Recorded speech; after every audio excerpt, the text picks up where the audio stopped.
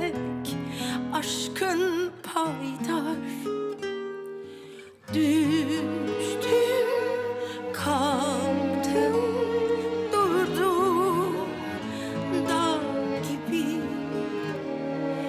Baştan yaz ey hayat, sen bizi. Kapkaranlık mazimiz, kim günahkar, kim temiz, herkes suçlu, yalnız aşk aziz. Öyle bir kader ki bu, hem çok zalim hem hoyrat. Bir aşk borcun var, öde hayat.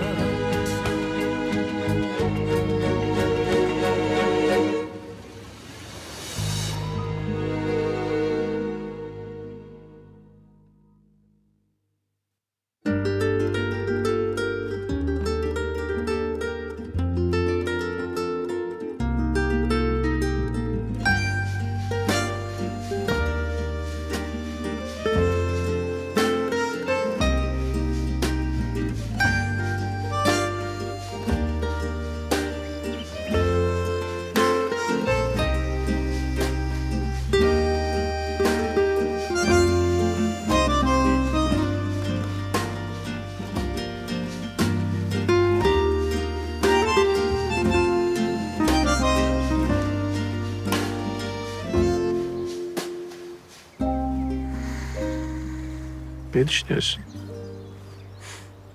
Nereden anladın? Bir şey düşündüğün zaman derin derin iç çekiyorsun. Öyle mühim bir şey değil. Efnan söylesene. Dalga geçmeyeceksin ama. Söz veremem. O zaman ben de söylemem. Tamam hadi söyle. Söz. Her gecenin bir sabah olduğunu düşünüyordum. Baksana başımıza neler geldi, neler yaşadık, ne zorlukları atlattık. Ama şimdi şu an burada birlikteyiz. Daha da güzel günlerimiz olacak. Esat'ım. Ben bugüne kadar sana hiç yalan söyledim mi? Görmedim. O zaman buna inan. Bundan sonra her şey daha iyi olacak. Biz beraberiz. Fransızlar da çok yakında bu şehri terk edecekler. Sen hakikaten inanıyor musun buna? İnanıyorum. Fransızların gücü sarsıldı. Yıkılmaları an meselesi. Bir kere sallandılar mı? Ondan sonra toparlanmaları çok zor. İnşallah Aziz.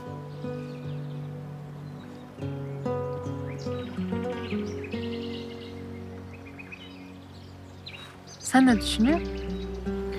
Söylersem dalga geçmeyeceksin ama. Hadi söyle. Şu Fransızlar şehri bir an önce terk etseler de çocuklarımızı hür birer Türk evladı olarak dünyaya getirsek diye düşünüyorum. Çocuklarımız mı? Evet. Kaç tane? Bilmem. 3, 4, 4. belki de 5. Allah kaç tane verdiyse.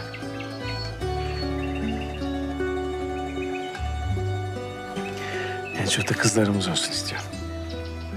Annelerine benzeyen küçük Efnanlar. Gözleri kara, gülümsemesi çakan. Baktığında karşıdakinin ta kalbinin içini gören kızlar. Ben oğlumuz olsun istiyorum ama. Bu topraklara senin gibi yiğitler lazım. Böyle kara yağız, yakışıklı. Anneleri sen ol da kızı olan fark etmez.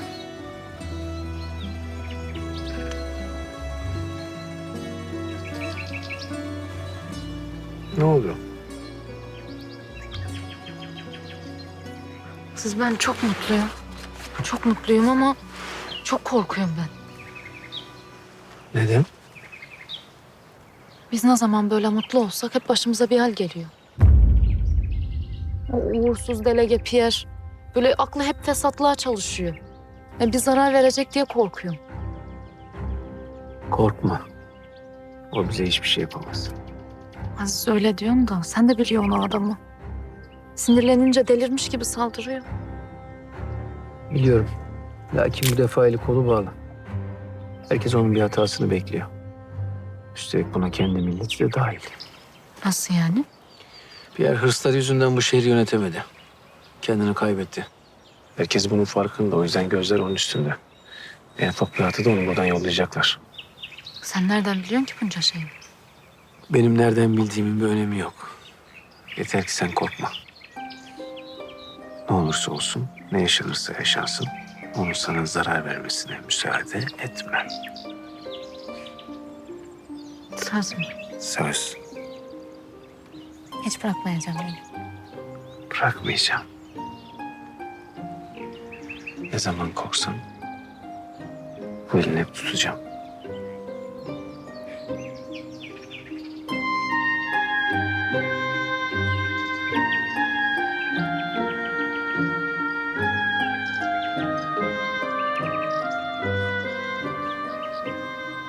Hadi evimize gidelim. Keşke. Ama Nigaralılara yemeğe gideceğiz. Söz verdik ya. Amcan İskenderun'a gitmeden önce hep birlikte yemek yiyeceğiz. Unutmuşum. Akıl bırakmıyorsun ki insanda. O zaman gidelim şimdi. Vakitlice evimize döneriz. Hadi gidelim.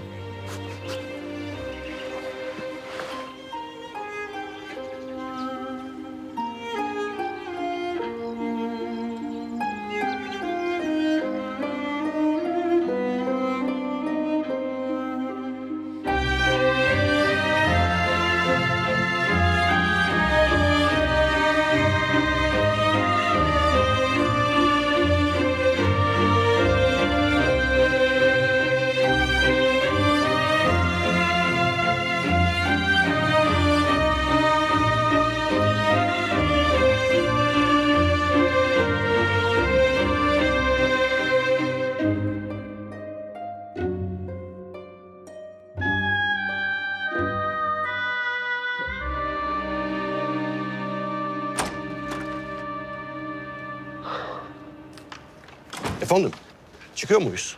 Siz burada kalıyorsunuz. Yalnız mı gideceksiniz? Oui.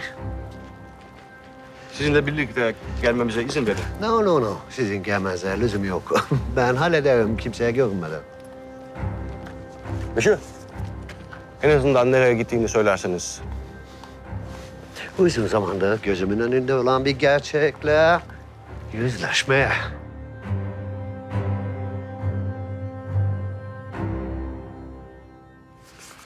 Güle güle harca. Allah razı olsun beyim. Senden de. Al bakalım. Sağ olasın beyim.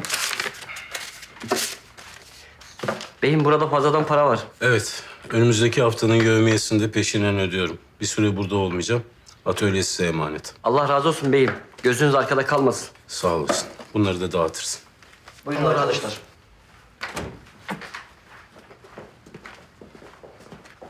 Yevmiyeleri mi dağıtıyorsunuz? Hoş geldin. Evet, iyi oldu geldiğin. Seninle konuşacaklarım vardı. Mühim bir mesele anladığım kadarıyla. Evet. Buyur.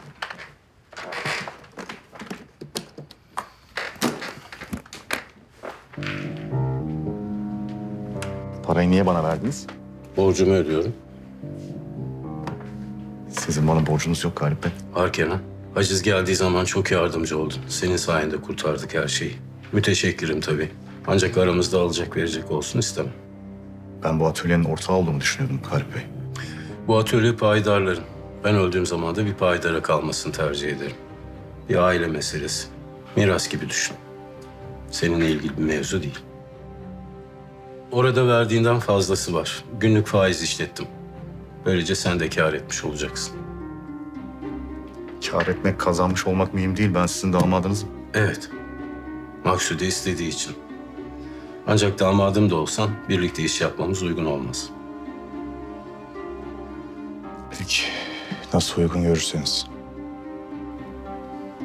Bir vakit burada olmayacağım.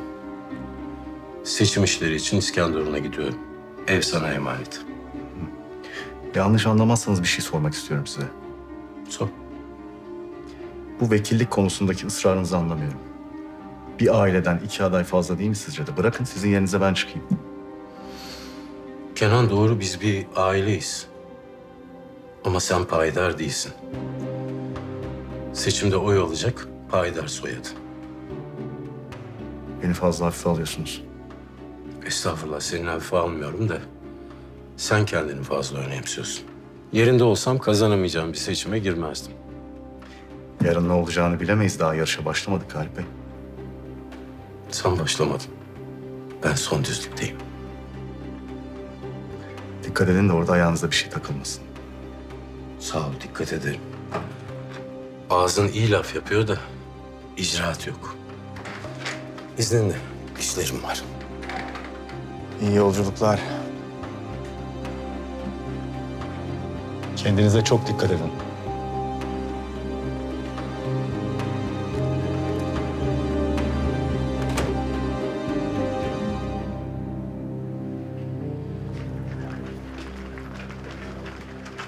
Dualarımız seninle, arkandayız Galip Bey. Sağ ol. Galip Bey. Sağ olasın, teşekkür ederim.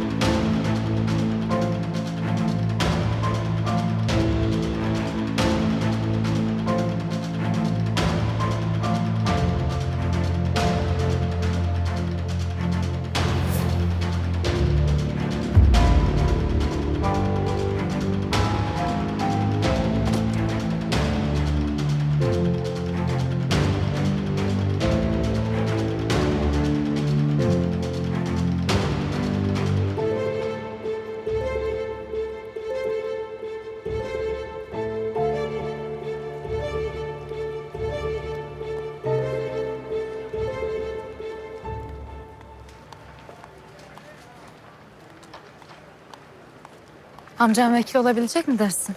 Umarım ikimizden birinin o meclise girmesi şart. Bu şehrin geleceği için. İnşallah.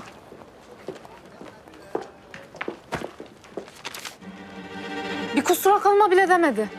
Hey kardeş! Acelesi var herhalde. Efnan, sen amcamlara git, ben arkandan geleceğim. Birlikte gidecektik. Aklıma şimdi geldi. Benim bu pamuk işiyle biraz ilgilenmem lazım. Peki madem ben gideyim o zaman.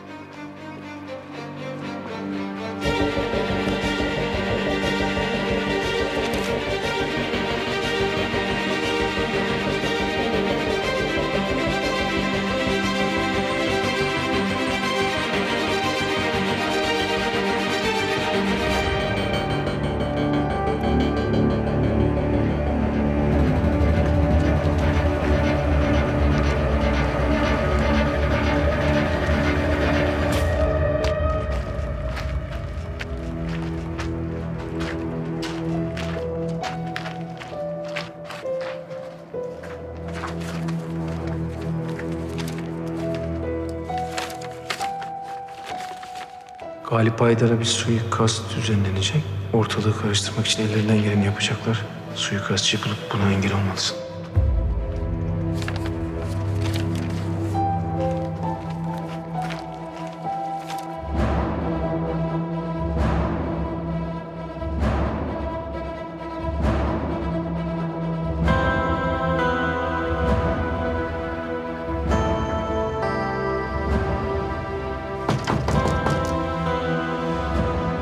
Kim o?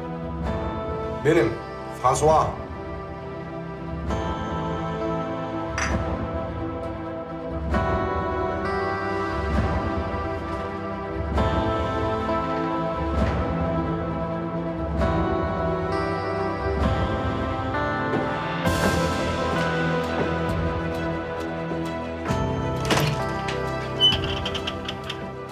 Kim oldu?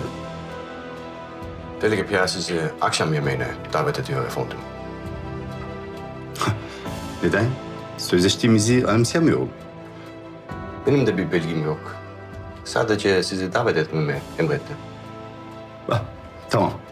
Tamam François. Geleceğimi iletirsin kendilerine. Teşekkürler. Merci.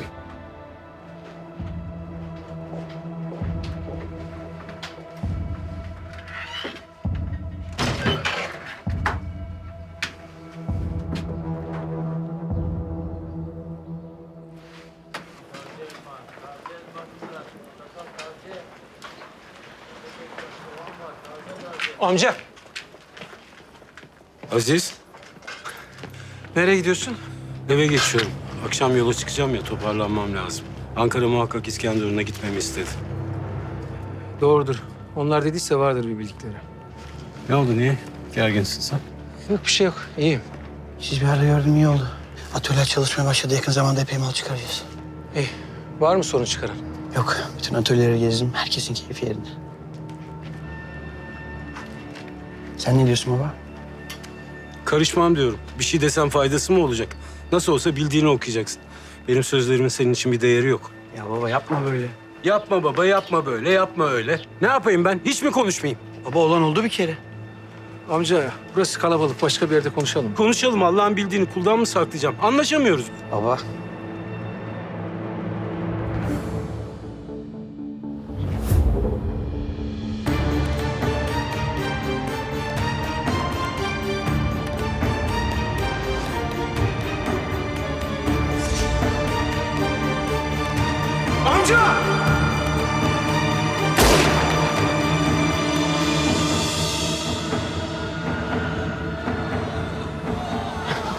Amca iyi misin? İyiyim. Adem sen burada kal. Tamam dikkat et kendine. Baba, iyi misin? Baba dur.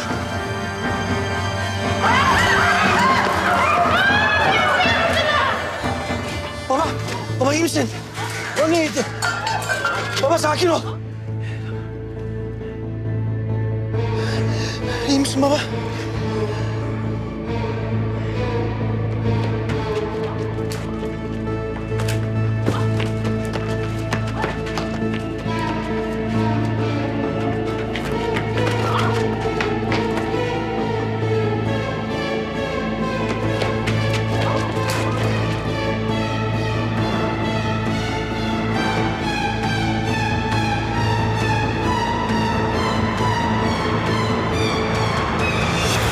Beyim iyi misin? İyiyim. Olacak şey değil. Göz göre göre sokak ortasında adamı öldüreceklerdi. Tamam hadi bir uzaklaşın, bir nefes alsın adam. Geçmiş olsun. Eyvallah. Daha iyisin değil mi? Daha iyiyim. Bizi niye vurmaya çalıştılar baba? Biz değil Adem benim. Vekil olmamı istemiyorlar. Baba biraz daha dinle. Ya yere düştüm sadece, vurulmadım ya. Ayrıca Allah aşkına beni düşünüyormuş gibi yapma. Baba niye düşünmeyeyim? Seni vurdular diye aklım gitti burada. Sen bana bir şey olsa üzülmez misin? Olsun. O zaman düşünürüz.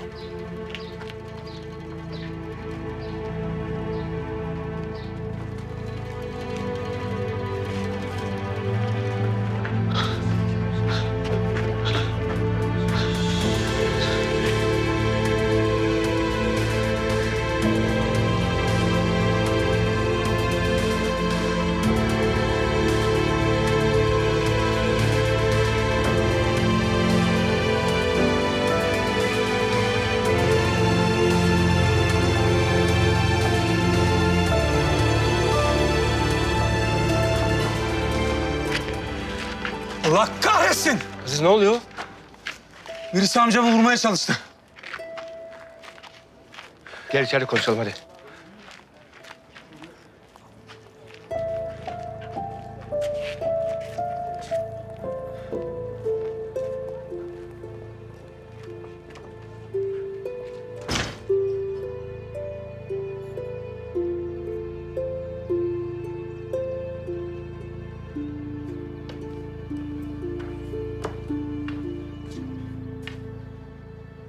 Ben mutfakta yemeklerle boğuşuyorum. Sen burada böyle oturuyor musun?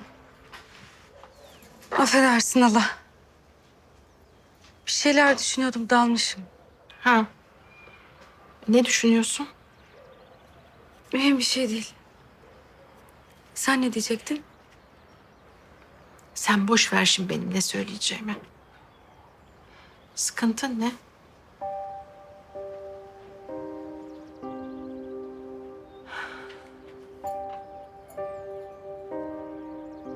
Kuzum, bak derdini demeyen derman bulamaz. Biliyorsun değil mi? Hem biz dert ortağı değil miyiz? Öyleyiz hala. Öyleyiz de. O halde hadi anlat. Anlat da rahatla çocuğum.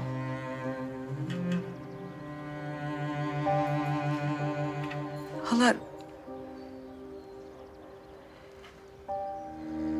Hala ben hata yaptım.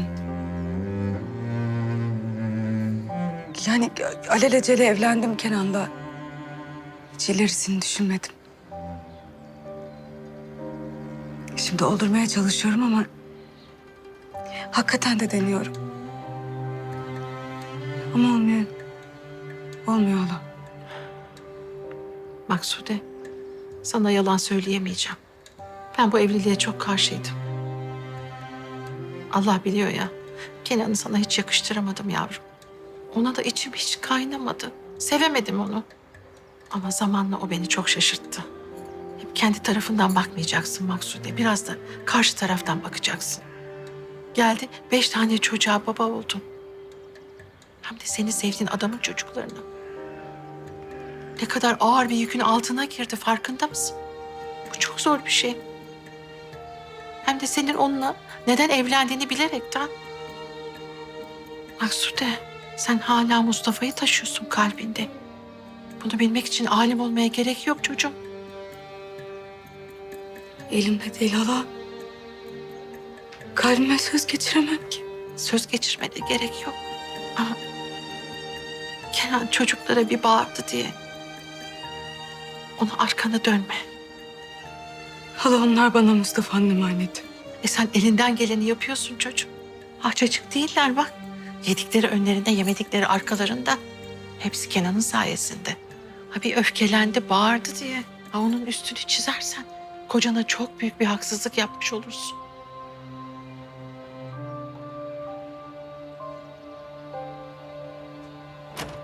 Doğru diyorsun hala ama... İyi günler. Hoş geldin Efnan. Hoş gördüm. Hoş geldin. Erken geleyim dedim de böyle yardım edilecek bir şey varsa ben de yardım edeyim dedim. Çok iyi yaptın. Bana bak. Efna. Sende bir hal var. Ne hali ama? Ay böyle bir güzelleşmişsin. Boncuk boncuk bakıyorsun. Allah her zamanki halim benim. Benim aklıma gelen senin de aklına geliyor mu Maksude ha? Efna. Kız yüklü müsün sen ha? Bana torun vereceksin. Yok hala. Yani yok öyle bir şey. Hala. Utandırmasana kızı. Ay ne var utanacak ayol? Biz bizeyiz şurada. Hem bir torun dersen fena mı olur? Ya olmaz tabii ama şimdilik yok öyle bir şey hala. Olsun ama ha? Olsun değil mi? Olsun. Ay, olsun o zaman. Hadi. Hadi. Hadi gel.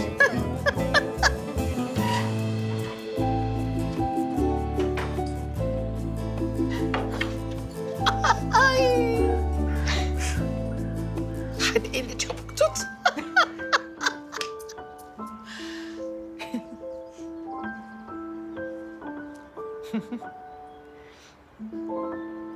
Galip Bey iyi mi? İyi bir şey yok. Tam zamanda gördüm adamı. Hedeflerinin Galip Bey olduğuna emin misin? Vekil seçileceğini anladıkları için başka yollardan durdurmaya çalışıyorlar. Nereden biliyorsun? Tahminim bu yönde. Başka ne olabilir ki? Doğru. İyi ki adamı gördün. Tanıdık biri miydi? Yok. Yüzünü görmedim gerçi ama gündüz vakti kimse buna cesaret edemez. Öldürmek isteyen kişi belli ki tetikçi tutmuş. Aklında biri var galiba. Bir değil, 2 kişi var. Biri Kenan, biri de Pierre. Tetikçiyi bulabilir misin bana? Ben gidip bizim çocuklara sorayım bakalım. Biri bir şey görmüş mü?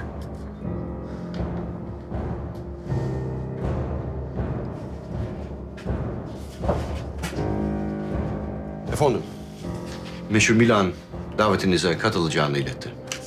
Şaşırmadım. Meşhur neden şüpheleniyorsunuz? Şüphelenmiyor ben Firas Ağa, ben eminim.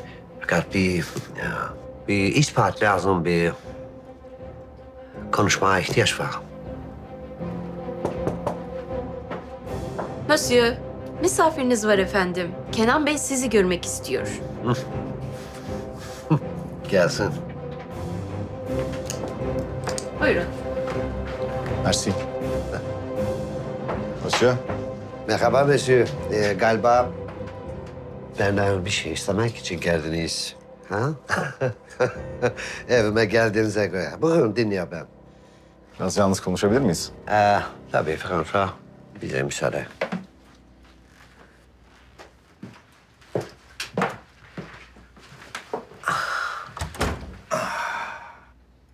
Galip Bey'e suikast düzenlenmiş. Birileri ateş etmiş, herkes onu konuşuyor. Ölmüş mü? Yok, ölmemiş. Yazık. Çünkü mesela Galip hayatta olmasa sizin vekillik için çok büyük avantaj. Hı? Evet, öyle. Ama Siz yaptırdınız. yok, Galip Bey böyle bir şey yapmam. Ha, buna pek inanmıyorum ben. Bunu yaptırmak için çok sebep var. Var. Ama benim olduğu kadar sizin de var. Belki de siz yaptırmışsınızdır. Bilemezsiniz bunu. Siz beni sorgulamak yerine cevap verin bakalım. Sizden istediğim bazı ödevler vardı. Onları yapabildiniz. Aziz'in maskeli adam olduğuna dair bir kanıt istiyorsunuz benden, biliyorum. Belki ne yaptıysam henüz bir şey bulamadım. Sizi de bir türlü kullanamadık gitti. Elimden geleni yapıyorum. Bu yetmiyor fakat benim sizin için yaptıklar yanında sizin benim için yaptıklar az kalıyorlar. Ben sizin için evlendim. Ben sizin için adam öldürdüm. Küçük bir fark var. Ben istemedim bunu sizden. Zaten bütün bu mesele ortaya çıktığında benim herhangi bir alakam olmadığı görülecekti. Mustafa'yı benim öldürdüğüm ortaya çıkarsa bu ikimiz için de kötü olur. Ben hem evliliğimi kaybederim hem vekillik şansımı. Bu sizin sorun monsieur.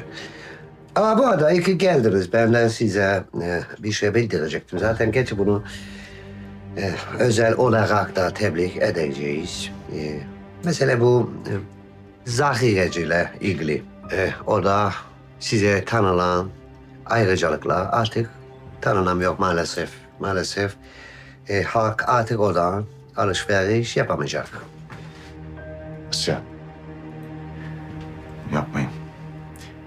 Bakın bunu yaparsanız batarım. Bu da sizin sorun. Şimdi monsieur izninizle akşam gelecek bir misafir var.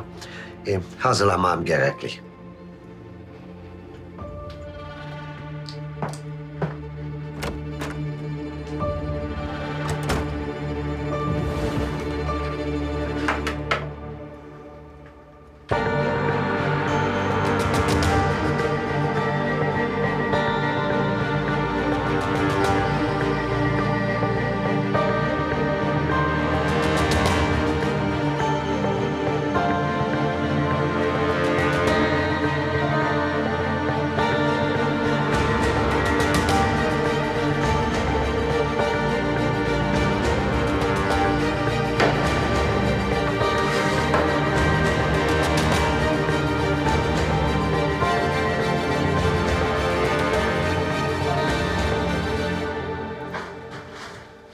Bizimkilerden kimse kovaladığın adamı görmemiş.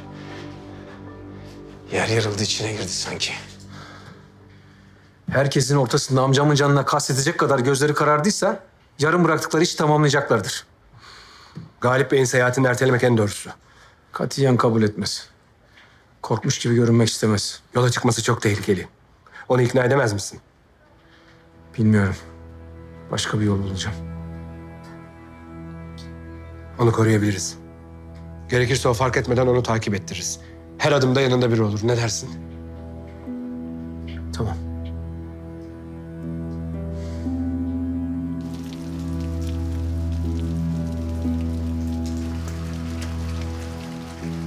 Dediğin oldu. Amcamı öldürmeye çalıştılar. Biliyorum. Ama tam zamanında yetiştiğini de duydum. Kimin yaptırdığını biliyor musun? Kimin yaptırdığını maalesef bilmiyorum ama Pierre yine bir işler çeviriyor, onu biliyorum. Vakit daralıyor. Bunu yapan bir kez daha deneyecektir. Onları durdurmam lazım. Suikast haberini nereden aldın? Bir süredir benimle çalışan bir adamım var. Gelip o söyledi. Geçen gece iki adam arasında bir silah alışverişi olduğunu görmüş. Şüphelenince gidip dinlemiş.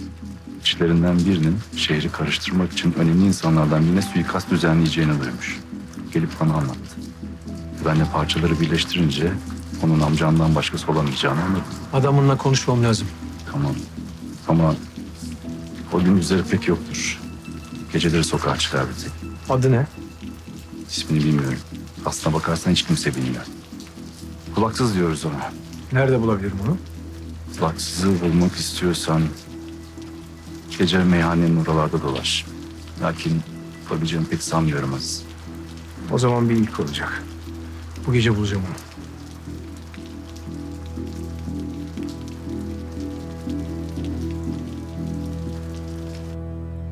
Yemin olsun bırakmam Galip. Sokak ortasında silah çekenler bu yolculukta kim bilir ne yapar. Baba, halam haklı. Ne olur gitme. Gideceğim. Ne olursa olsun gideceğim. Onların istediği bu zaten. Gitmem. Baba. Karışmayın benim işime.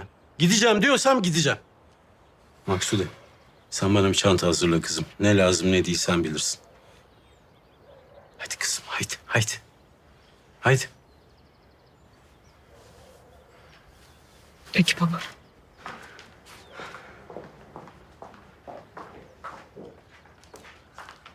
Beyim, Monsieur Pierre geldi.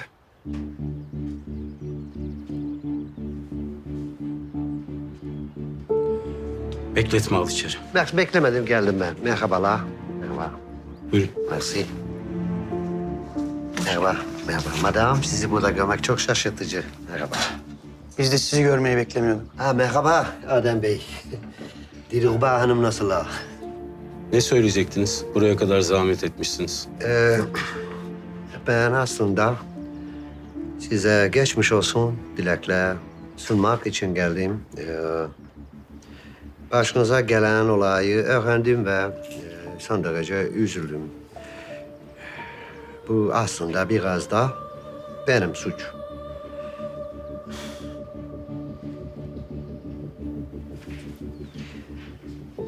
Bu bir güvenlik zafiyetidir. Benim görev yaptığım bir şehirde hiç kimse kimseye böyle silahla saldıramaz.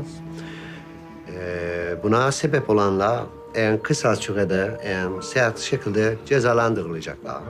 Senin etmediğin de malum. Pardon? Sizin etmediğiniz ne malum diyor.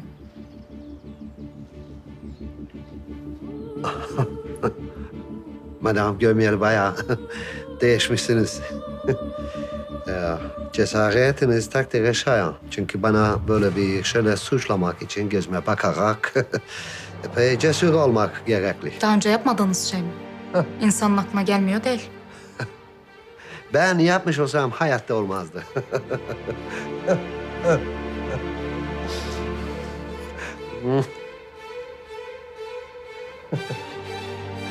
Delege Bey.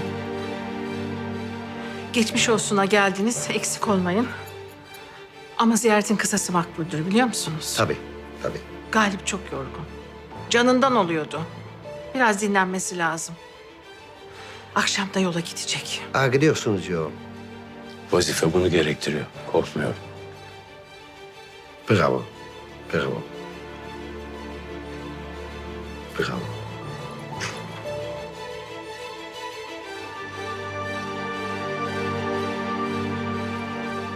Peki bana müsaade o zaman. Müsaade sizin. Merci. Aslan, kapıya kadar. No, no, no. Ben gider. Merci. Merci.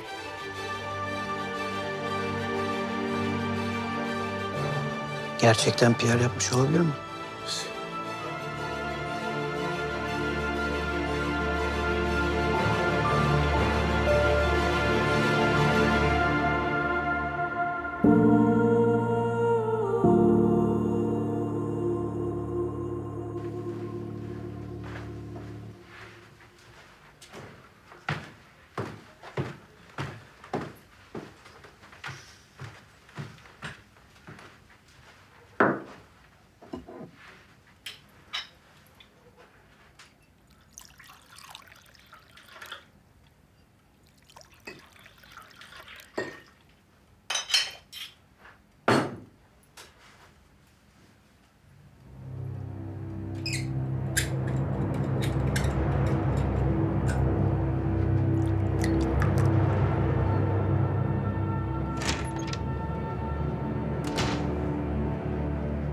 Aa, Monsieur Milan.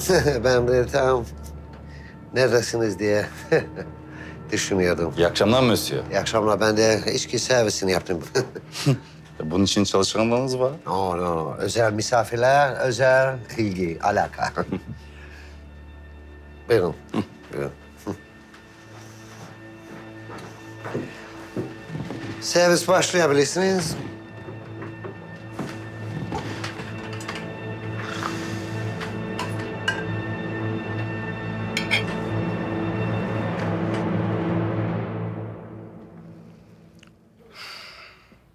Yahu anladık. Korktunuz da. Beni böyle mi yolcu edeceksiniz? Amca gidiyor olman hiç doğru değil. Aziz, fikrim hiç değişmeyecek. Beni öldürmeye kararlı olan birisi her yerde bulur. Doğru söylüyorsun da Aziz, Pierre yaptırmış olabilir mi bunu? Pierre daha kötüsünü de yaptırabilir. Maksude unuttun mu yaptıklarını? Hangi yüzle geldiyse bir de buraya geçmiş olsun ha. Belki de suçsuzluğunu kanıtlamaya çalışmıştır. Sen de kendine dikkat et Kenan. Sonuçta rakibini öldürmeye kalktılar. Sen de tehlikedesin. Bana bir şey olmaz da Aziz. Benim bu kadar düşünmen gözlerimi yaşartıyor doğrusu. Çocuklar siz de birbirinizle şey etmeseniz. Yok canım, eğer Aziz bir şey söylemek istiyorsa burada hepimizin arasında söylesin. Söyleyecek olsam açık açık söylerdim.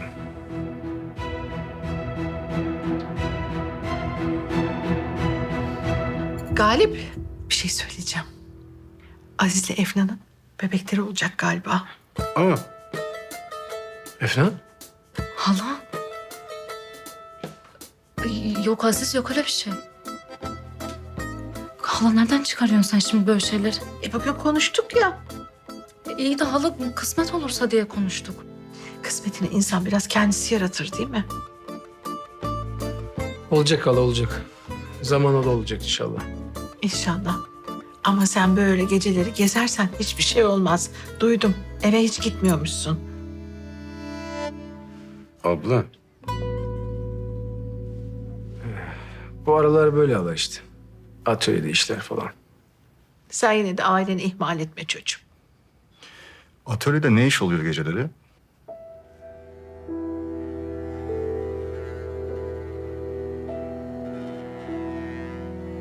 evet anlaşıldı. Sizde laf bitmeyecek.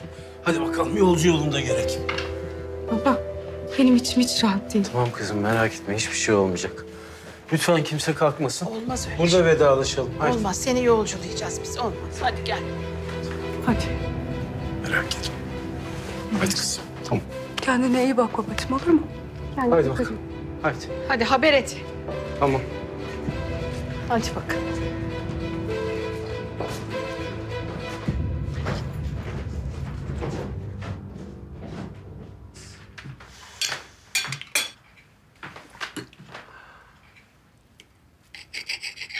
Şarap dokunmamışsınız. Sevmiyorsunuz yoksa.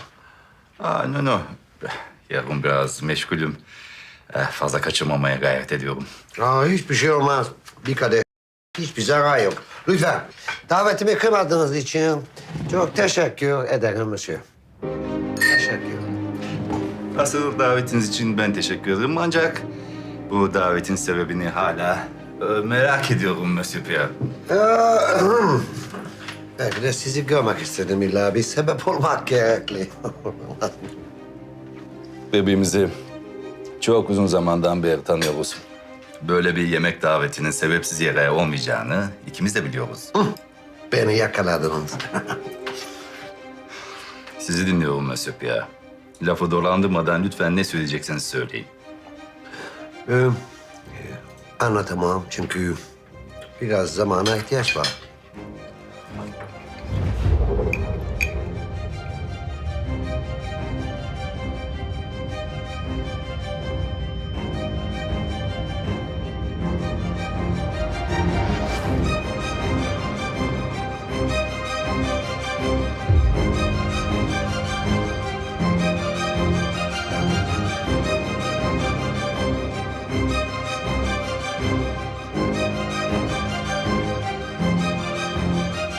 Neyin zamanı Monsieur Pierre? Gerçi terlemeye başladınız.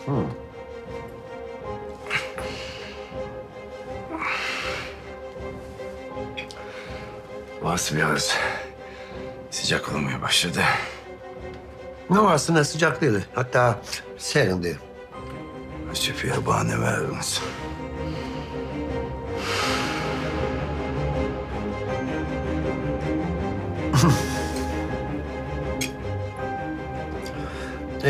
Hafif bir şey. Sizinle konuşmamızı kolaylaştıracak. Sizin bedensel hareketleri biraz ağırlaştıracak bir şey. Biraz nasıl diyelim, felç olacaksınız gibi.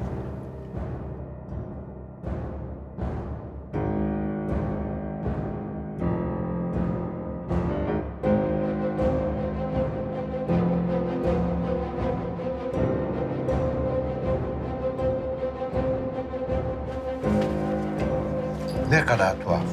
Gerçekten insan kendini son derece güçlü zannediyor fakat şu kadar bir zehirle etkisiz hale gelebiliyor. François! Şüpheye buna pişman olacaksınız.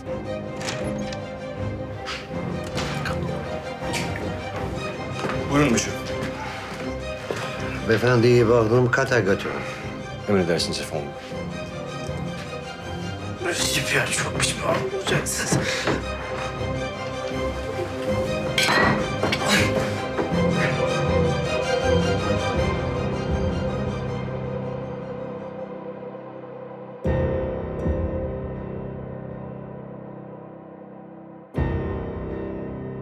Amca, şimdi yola çıkmıyorsun. Oğlum artık her dakika aynı şeyi söyletmeyin bana. İşime karışmayın. Olmaz amca. Ankara'ya haber verdik. Senin korunman gerekiyor. Peşinde birileri varsa onları şaşırtmak için bu akşam yola çıkmayacaksın. Ama onlar seni gitti bilecek. Ne yapacağım peki? Yolda başka bir arabaya geçeceksin. Seni çiftliğe götürecek. Senin araban da sensiz gidecek. Onları şaşırtmamız gerekiyor. Olacak iş değil. Amca bir kere de sözümü dinle lütfen. Sen şimdi arabayla çiftliğe geç. Ben de arkandan geleceğim. Orada her şeyi konuşuruz. Tamam mı? İyi ya.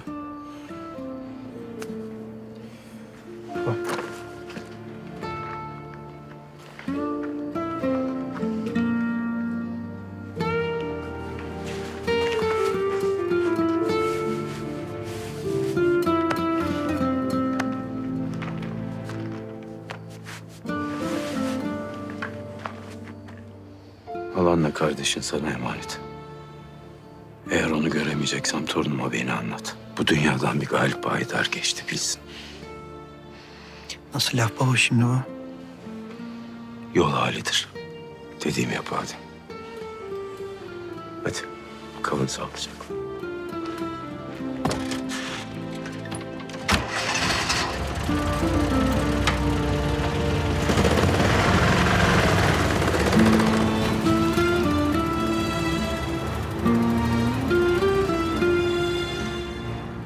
Üzülme. Bir şey olmayacak. Söyledikleri dokundu. Çocuğumun benim varlığımdan bile haberi olmayabilir. Dilruba'dan haber yok mu hala?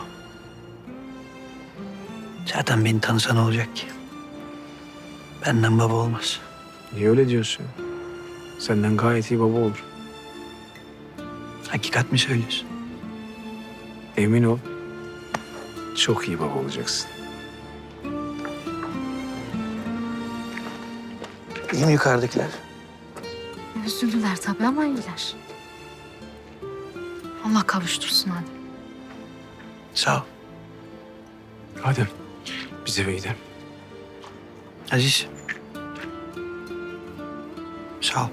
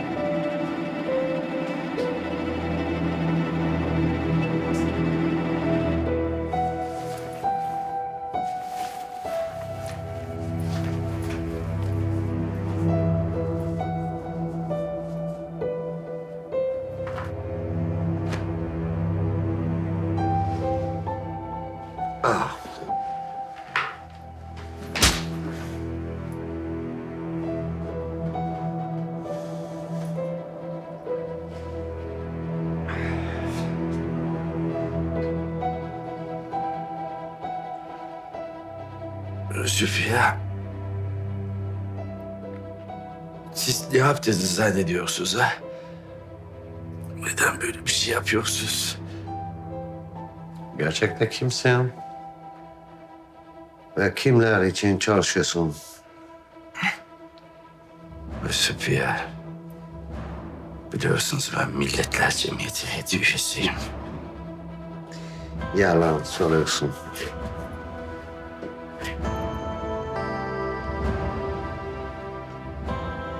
Konuş!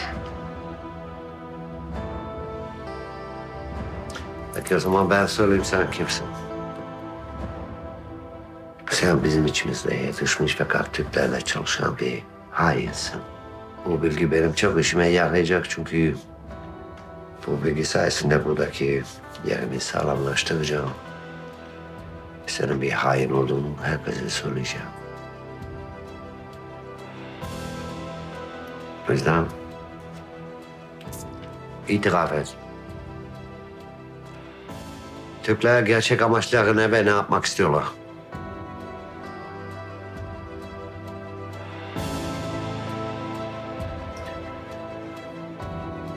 Fransa prosedür.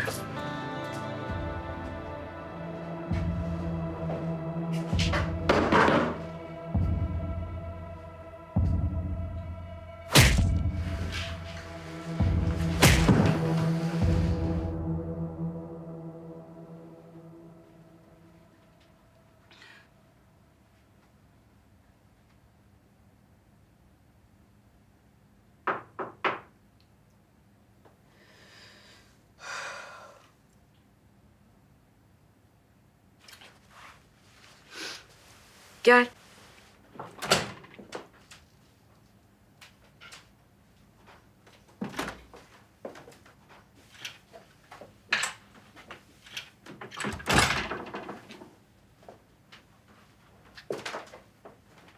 Maksude. Seni yalnız bırakmak istedim lakin gelmeyince de merak ettim. İyiyim ben. Teşekkür ederim.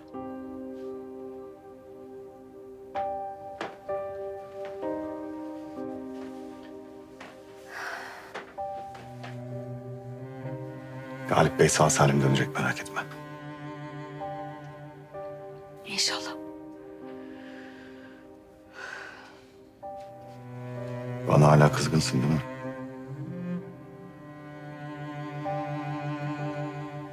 Haklısın tabii, niye olmuyorsun ki?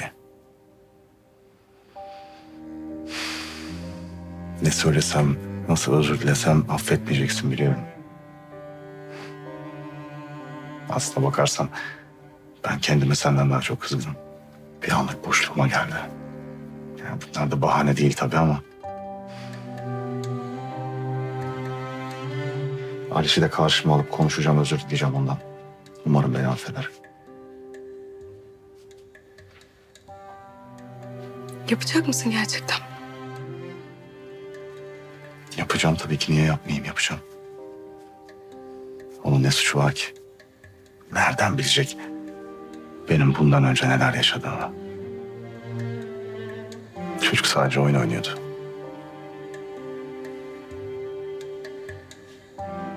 Kenan, sen de bir anda çok fazla sorumluluğun altına girdin.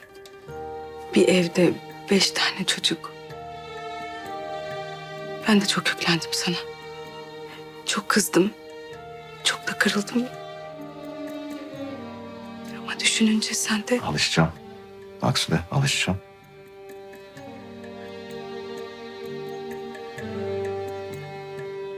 Benim onlardan vazgeçmem artık mümkün değil. Alışacağım. Lakin senden bir ricam var. Yanımda ol. Bana destek ol. Eğer yanımda olursan o zaman başarırım. Sen böyle düşünüyorsan ben hep senin yanında olurum Kenan.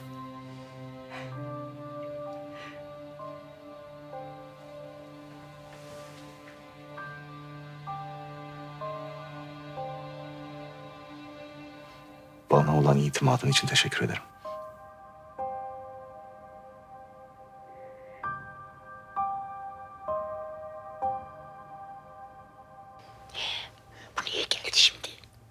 Azime. Ya ben bir tek Galip Bey kalmaz diyordum. O da çantalarıyla gelmiş. Ay Allah'ım sen de bizi mi sınıyorsun ya Rabbi ya Resulallah. Şimdi aslına bakarsın. O bizi sınamıyor. Galip Bey bizi sınıyor. Ne konuşuyorsunuz siz orada? Galip Bey'im biz öyle siz aniden geldiğince yani niye geldiniz anlayamadık. Anlamanız gerekmiyor. Galip Bey, sen evden mi kaçtın yoksa birine sevdalandın mı? Nasıl abi? Yok ben anladım. Ben anladım. Nigar Haral'dan kaçtı o. Ya var ya Galip Bey.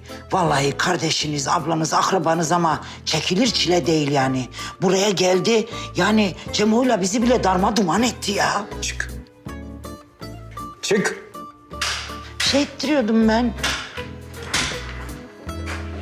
Amca. Aziz. Ne oluyor? Bir kere denediler, beceremediler. O kadar insan içinde silah çekecek kadar cesaretleri varsa bir kere daha deneyecekler. Ya ben korkmuyorum. Bence biraz da abartıyorsun. Ben gideyim. Amca yine de riske girmeye değmez. Aziz, ben seni dinlemeyeceğim. Gideceğim oğlum. Aziz Bey'im, küçük bir çocuk bunu getirdi.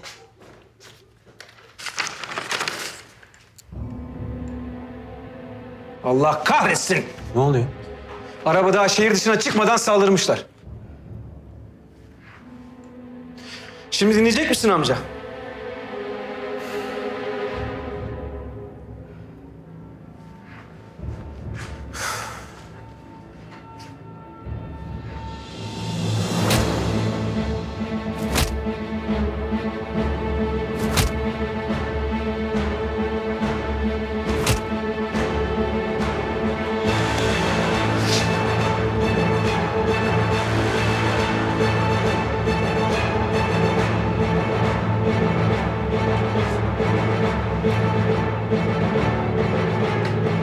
Düşündüğümden fazla beğendim.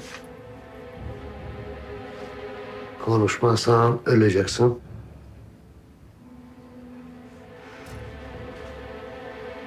Herkesin bir kırılma noktası var lan.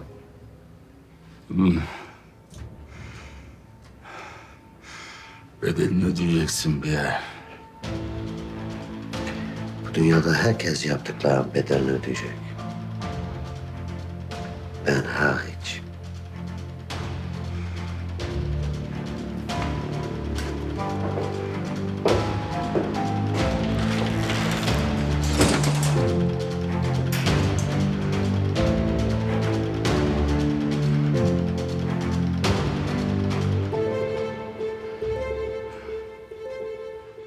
Kulaksızı bulmak istiyorsan gece meyhanenin oralarda dolan.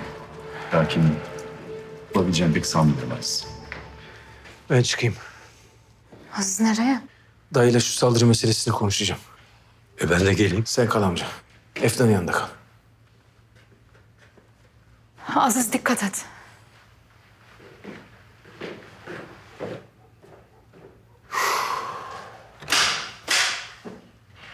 Galip Bey bir şey ister misiniz? Yok kızım sağ ol. Lakin sana söylemem lazım gelen bir şey var. Buyur. Bu adamlar beni öldürmeden durmayacaklar. Allah korusun Galip Bey. Şimdi ne olacağını bilemeyiz de. Senin bende ahın var. Ahını aldım. Yarın öbür gün bana bir şey olursa unutmasan da beni affet. Değil mi kızım? Benim sende ahım yok Galip Bey. Yaşanan anları unuttum gitti. Hem bir şey olmayacak biliyorum ben. Aziz müsaade etmeyecek.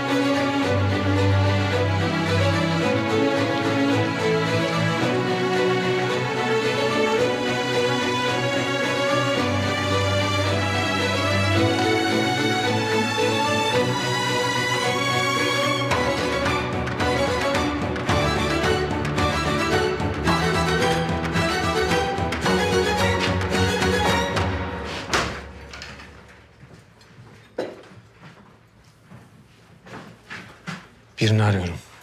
Adını bilmiyorum ama tanıyanlar ona kulaksız derlermiş. Senin ne işin olur ki o adamla? Soru sorma.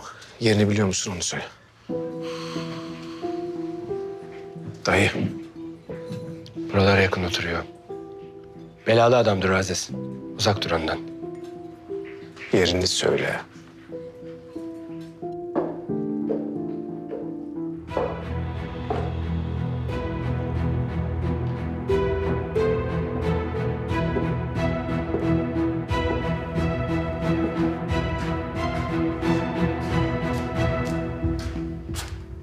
Küçük kız, sen daha uyumadın mı? Yok abi uyumadım, az bekledim. Ah be kızım. Yani canın şu camın önünde beklemekle geçti be anacığım. Vallahi abi Aziz gelsin de benim canım çok da mühim değil. Ya her zaman geldi. Gene gelecek. Geldi. Sıkma canını sen sıkma. Gelecek.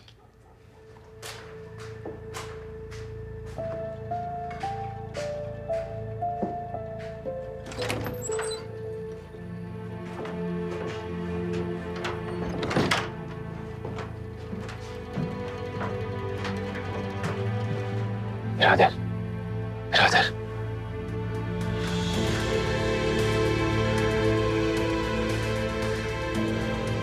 Allah kahretsin.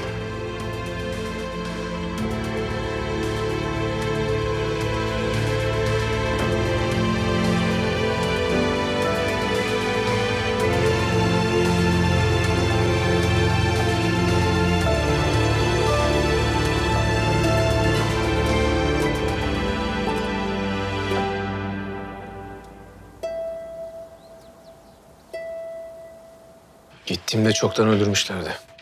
Duydum. Birileri kulaksızın ipini çekmiş. Bu adamlar çok tehlikeli. Galip Bey nerede şimdi Aziz? Sabah erkenden yola çıktım. İyi ki dün arabasını değiştirdik. Şehirden çıkmasını bile istememişler. Daha buradayken saldırmışlar. Evet. Biri onu durdurmaya aklına koymuş. Kim olduğunu bulmak zorundayım. Birinden bir şey duydun mu? Hayır.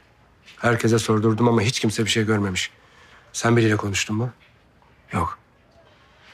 Ama kim olduğunu bulmamız şart. Her yeri araştırtırım. Bir şey duyarsam sana haber veririm.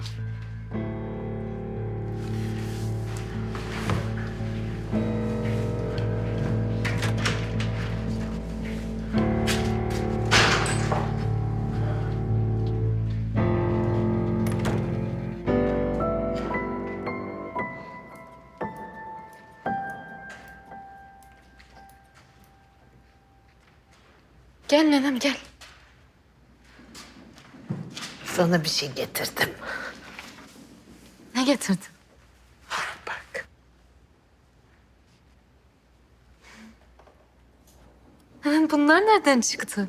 İçimden geldi. Nene bunlar çok güzel. Sen mi ördün yoksa? Gençliğimde yapmıştım.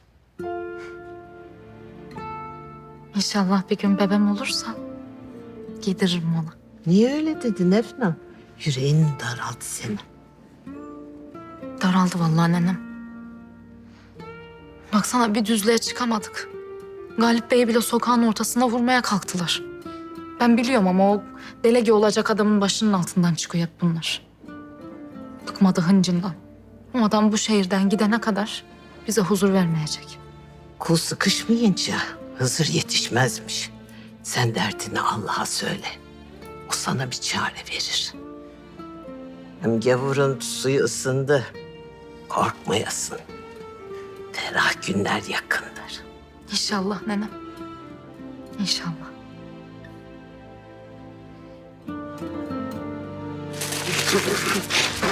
Bana bunu yapamazsa. Bana bunu yapamazsa. Efendim? Yapamazsa! Ben her şeyi bu şehir için yaptım. Kendi karımı bu şehir için astım. Benim oğlum bu şehir öldü. Benden böyle kolay kurtulamaz ha!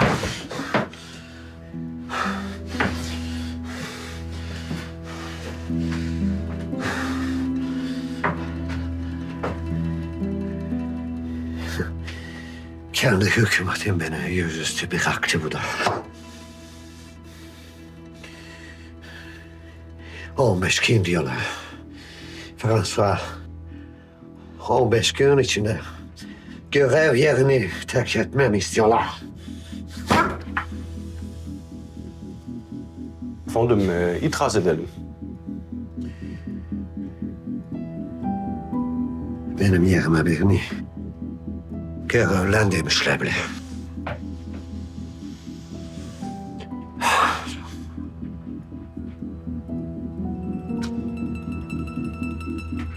Bu kadar kolay değil. Benimle gel.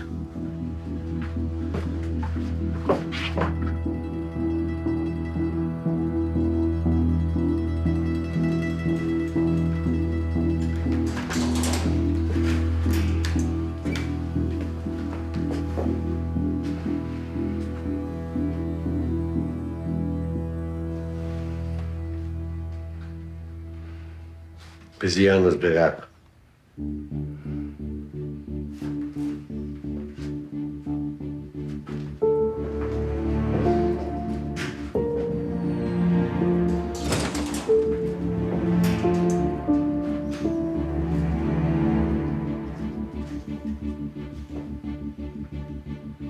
Demek konuşmayacaksın ha? Söyle. Ben yanaksam, hepiniz yanaksınız, bu şehri de yanar. O yüzden burada konuşacaksın. Her şeyi itiraf edeceksin. Seni burada geberttiğime kimsenin ruhu duymaz. Kılıç kim için çalışıyorsun? Türklerin amacı ne?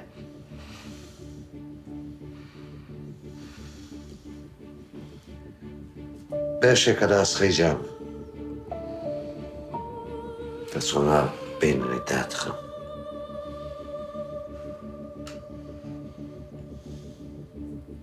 Bir. 2. 3. 4.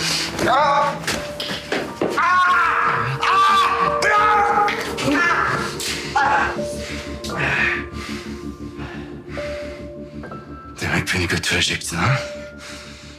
Ama ben tek başıma gitmem Pierre. Konuşmamı istiyordun.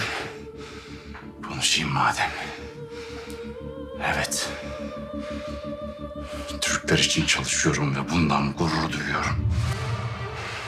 Sizi bu topraklardan söküp atacağız. İziniz bile kalmayacak. Evet. Aziz de bizim için çalışıyor. O bu şehrin ümidi. Kahramanı. Sen? Peki ya sen nesin biliyor musun? Sen bir hastalıksın. Ve bu sefil hayatını hak ettiğin gibi bu bodrum katında kaybedeceksin.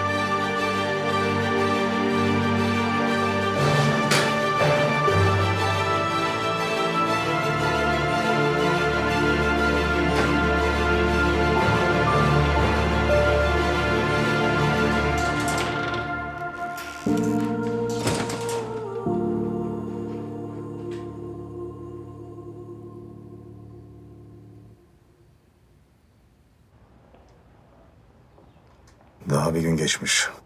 Yakışıyor mu sana bu senedi getirmek? En iyi sen bilirsin Kenan. Kendin de daha önce birçok insana böyle senet gönderdin. Vade geçince bir gün 2 gün fark etmez. Tamam neyse biraz sıkışığım şimdi. Sonra hallederiz. O iş öyle olmaz. Borcunu ödeyeceksin.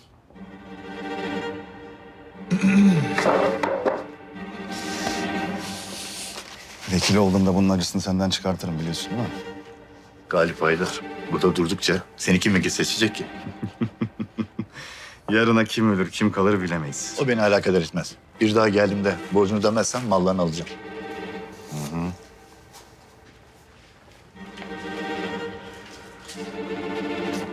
Ne istiyorsun Aziz? Borcun olan insanları vekil olunca canını yakmakla mı tehdit ediyorsun? Yok öyle bir şey, yanlış duymuşsun. Ben duyacağımı duydum. Sana şimdi bir soru soracağım. Soruma bir kere cevap ver. Eğer yalan söylediğini öğrenirsem çok kötü olur. Ne diyorsun Aziz? Dün gece amcamın arabasına saldırdılar. Bir günde 2 saldırı. Galip Bey iyi mi? Amcam arabada değildi. Gayet iyi. Aman maşallah. Neyse nerede şimdi? Neden soruyorsun? Merak etmem, çok doğal değil mi Aziz? Bilmem. Öyle mi? Ne ima ediyorsun Aziz? Kenan. Eğer bunlarla alakan varsa şimdi söyle. Sen beni neyle itham ediyorsun Aziz? Soruma cevap ver. Tabii ki alakam yok. Galip Bey benim karımın babası. Ben böyle bir şey yapar mıyım? Ben böyle bir insan mıyım? Tam da böyle bir insansın.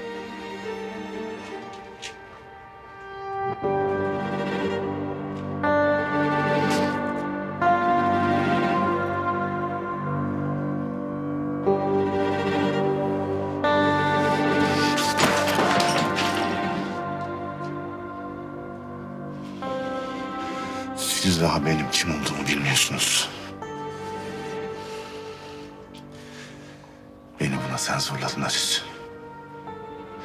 Beni buna sen zorladın.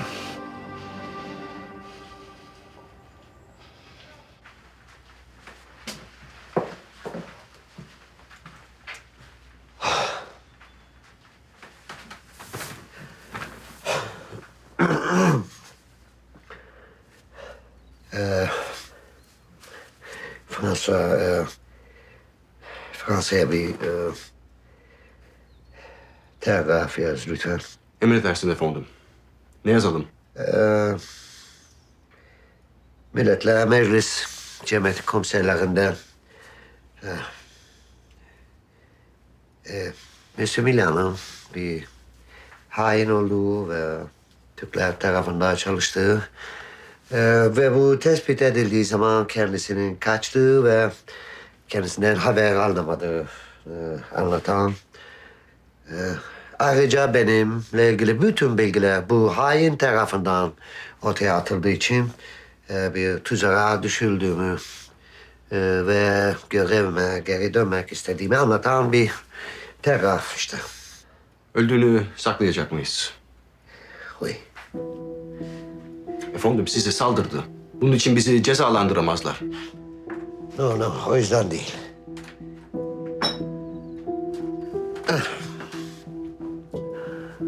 Aziz etkisiz hale gelene kadar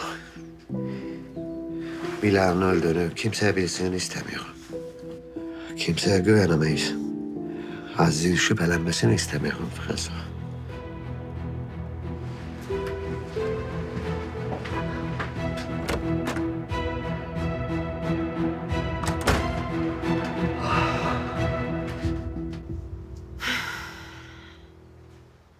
Galip'ten haber yok. Acaba sağ salim varmış mıdır gideceği yere? Hiçbir haber yok. Bütün gece gözüme uyku girmedi Maksude. Hep Galip'le uğraştım.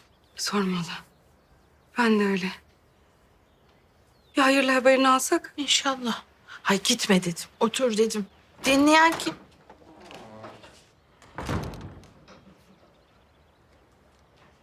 Adem. Gözünüz aydın. Babam İskenderun'a varmış. Adem, kuzum. Kuzum benim, senden aldım haberleri. Ben gideyim hemen Aslan'a söyleyeyim. Adağım vardı kardeşimin canı için lokma dökeceğiz. Fakir fukaraya dağıtacağız. Aslan!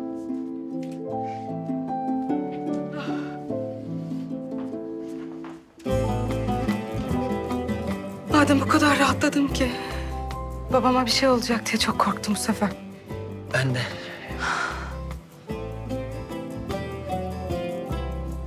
Giderken bana bir sarıldı. Affetti beni. Gerçekten mi diyorsun? Bana bir şey olursa torunuma benden bahset. Beni bilsin dedi. Baba olmak böyle bir şey galiba. Ne yaparsa yapsın evlattır deyip affetmek.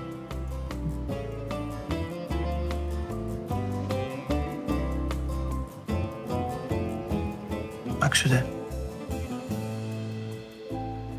Çocuklar da ne olursa olsun babalarını affeder mi? O ne demek Adem?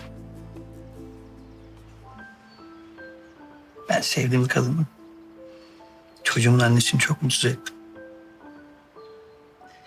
Yaptıklarımı anladığımda da çok geç oldu. Neyse ki Dilruba mutlu olmak için şansın denedi.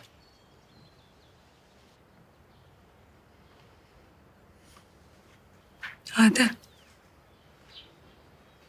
Sen iyi bir insansın. Ama iyi bir koca olamadın. Sen de kendini mutsuzluğa mahkum etme olur mu? Niye dedin ki böyle bir şey? Kenan'la isteyerek evlenmedim.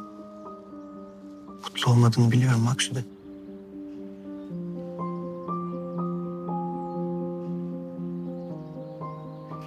Ben mutluyum. Merak etme sen. Gerçekten mi? Gerçekten. Sen mutluysan ben de mutluyum o zaman.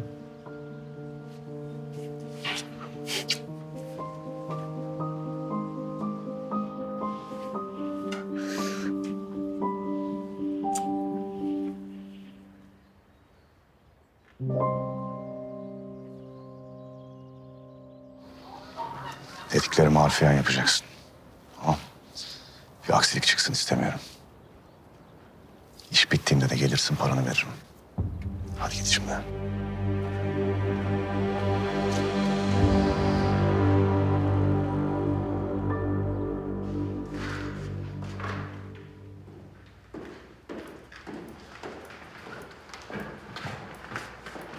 Ellerine sağlık Hasibe.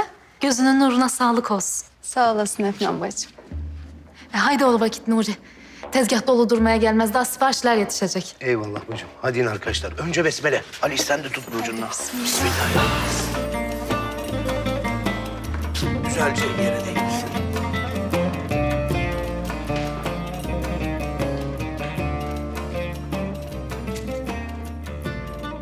Ana bugün maaş günüymüş ya. Kimsenin de sesi çıkmıyor. Herkes bir toplaşsın hele.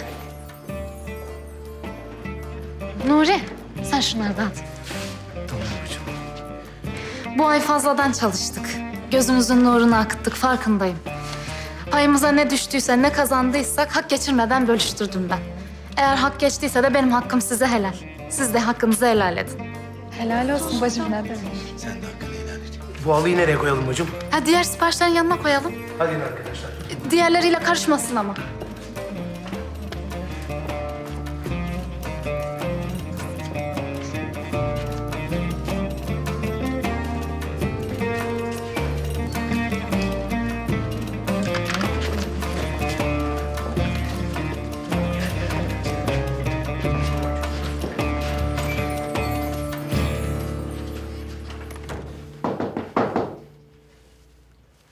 Gel.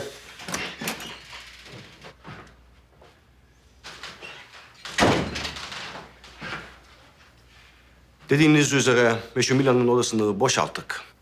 Gören oldu mu? Otel müdürü sordu. Meşhur Milan'ın geri çağrıldığını ve acil olarak geri dönmesini söyledik. Otel ödemesini yaparak hesapları kapattık. Şüphelenen olmadı. Eşyalar ne yaptınız? Hepsini buraya getirdik. Fakat eşyaların arasında bir şey ilgimi çekti. Sizin de ilginizi çekeceğini düşündüm.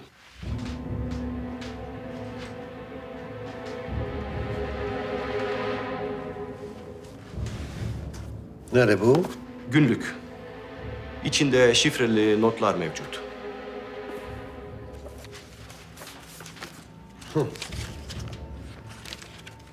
Bakalım bize itiraf ettiklerini ispat edebilecek bir şey yazmış mı Mesut?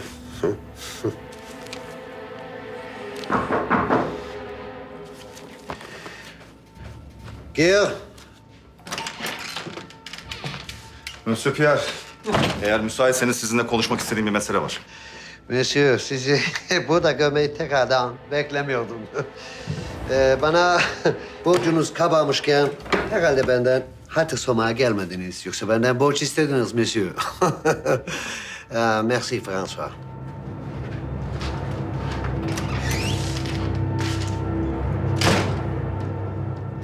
Sizinle bir anlaşma yapmaya geldim. No. Burada anlaşmalar ben yaparım. Beni hiç tanımamışsınız Monsieur. Size istediğiniz şeyi vermeye geldim. Şimdi ilgimi çekti. Dinliyorum, buyurun. 4 taraftan kıstırıldım. Şu anda vekil olma şansımı da kaybetmek üzereyim. Bana sağlanan istisnalar da kalkınca... Pardon. Ben neden bütün bu ayrıntılar içinde boğuldum? Ben ne bu neden? Açık konuşun Monsieur. Size Aziz Paydar'ı vereceğim. No merci. Aziz Paydar şimdi sizden almak benim için çok anlamlı değil. Zaten avuç içinde. O zaman niye onun maskeli adam olduğunu kanıtlayamıyorsunuz hala? Her şeyin zamanı var Kenan. Kanıtlayacağım. Yakında. Benim yardımım olmadan Aziz Paydar'ı yakalayamazsınız. İlk defa sizi bu kadar iddialı görüyorum. Gerçekten ilgimi çektiniz. Peki. Ne yapacaksınız anlatın lütfen. Aziz Paydar'ın halk kahramanı kimliğinin altında suç işleyen bir eşkıya olduğunu kanıtlayacağım. Onu suçüstü yakalayacağım. Şeytan aklına gelmez. Nasıl yapacaksınız bunu? Bunu nasıl yapacağım önemli değil. Önemli olan ben bunu yaptıktan sonra siz bana ne vereceksiniz? Pazarlık yapıyoruz biz. Doğru anladım. Evet.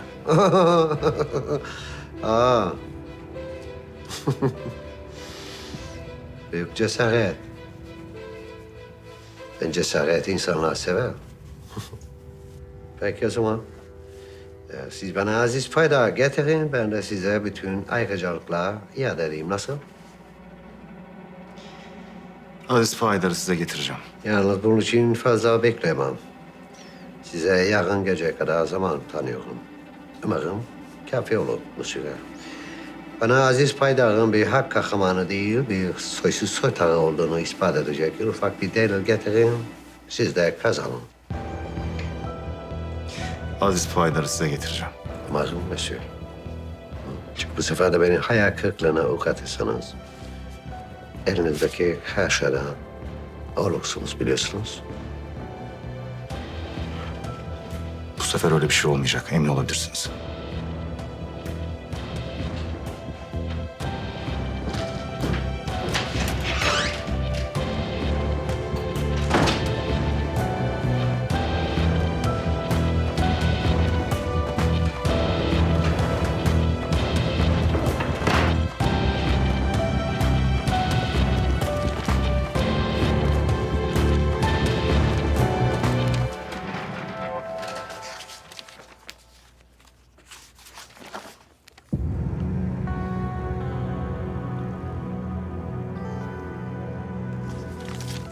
Bak şimdi. Şöyle yapacaksın. Bu ipi hep kuş gibi düşüneceksin. Eğer çok sıkarsan ölür. Boş bırakırsan da uçar gider. Bildin mi? Bildim. Al dene şimdi bakayım.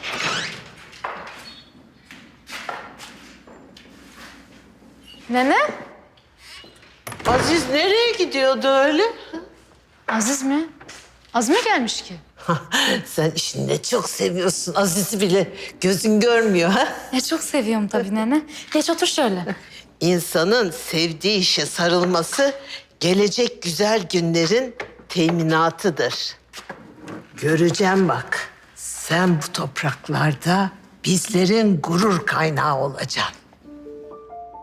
Saat 3'te dünkü yerde seni bekliyor olacağım. Nene, benim bir işim var. Ben hemen çıkıp geliyorum.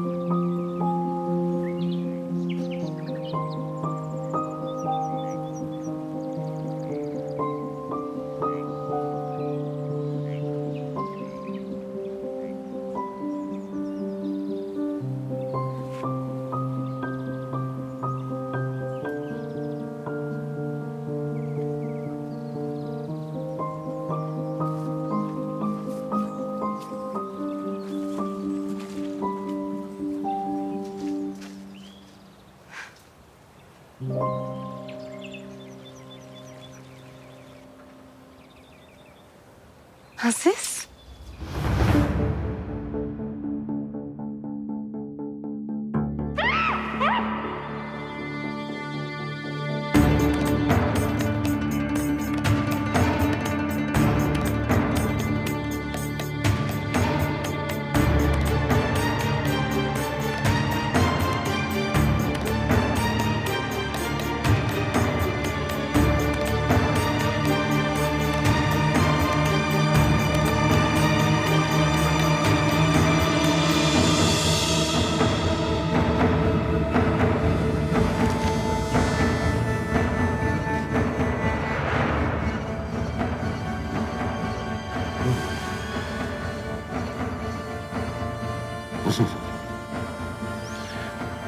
Mühürlü zarf kişisine ulaştım.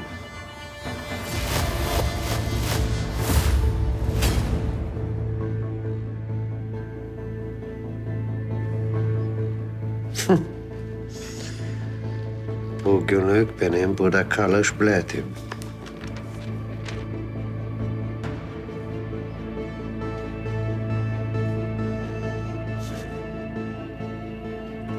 François!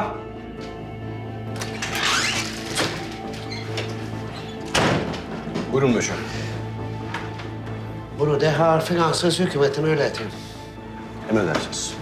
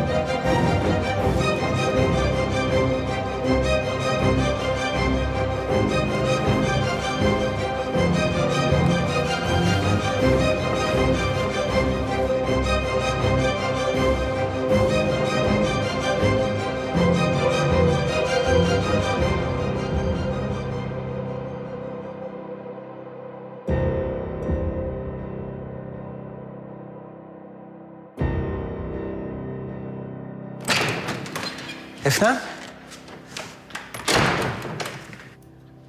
Efnan yok mu Hatice?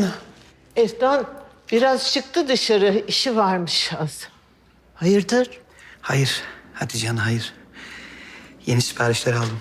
Ha, Efnan'da iplikler azaldı dediydi. Onu da hallettim. Fransızlara çaktırmadan yörüklerden aldım ipleri. Aferin sana oğlum.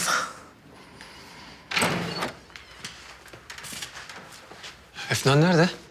Ha Efnan, biraz işim var dedi. Dışarı çıktı. Epey oldu ama gelir.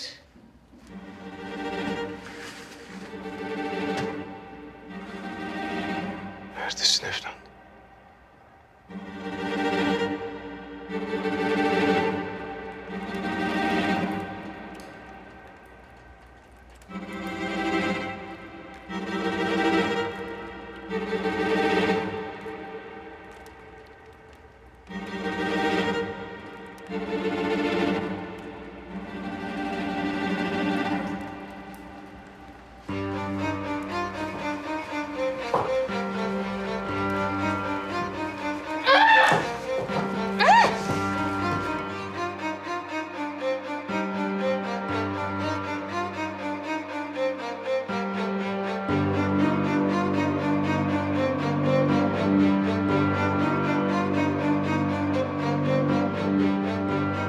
Dediğin gibi bey, kimse bizi görmedi. Bir sorun da çıkmadı. Kız içeride. Ben sözümü tuttum. Ben de sözümü tutarım, merak etme.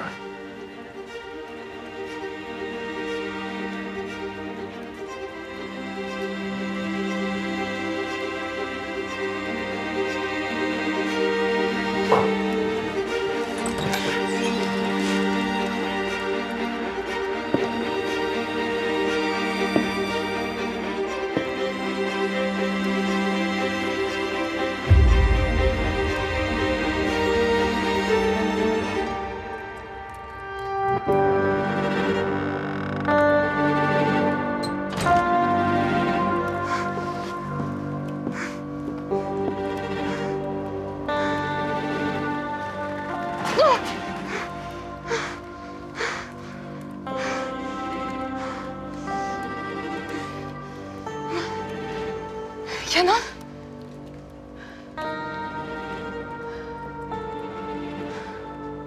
Beni gördüğüne şaşırdın tabii.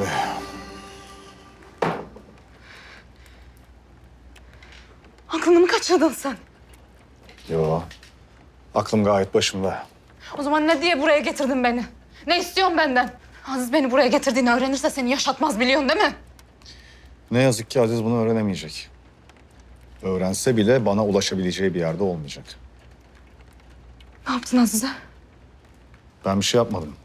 Sadece planı kurdum ve onun tuzağa düşmesini bekliyorum. Beceremeyeceğim, biliyorsun değil mi? Allah bu yaptıklarını ayağına dolayacak senin.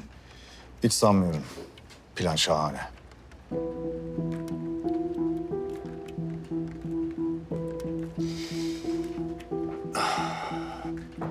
İnan bana böyle olsun istemezdim, biliyor musun?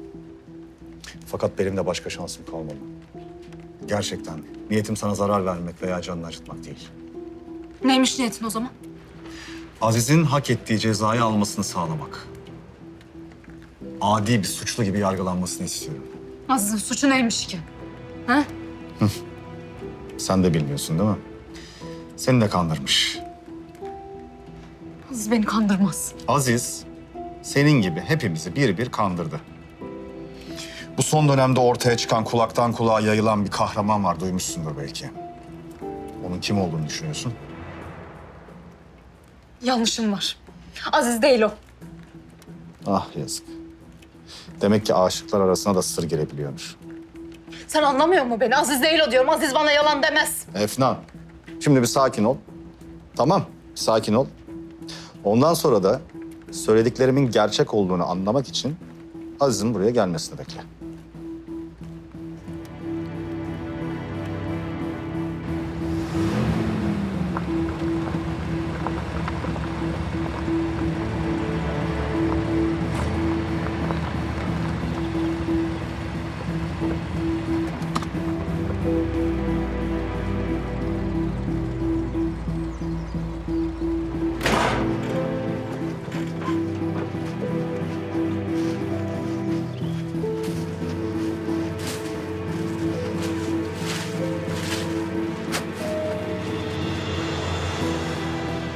Siz başlayın. Emredersiniz.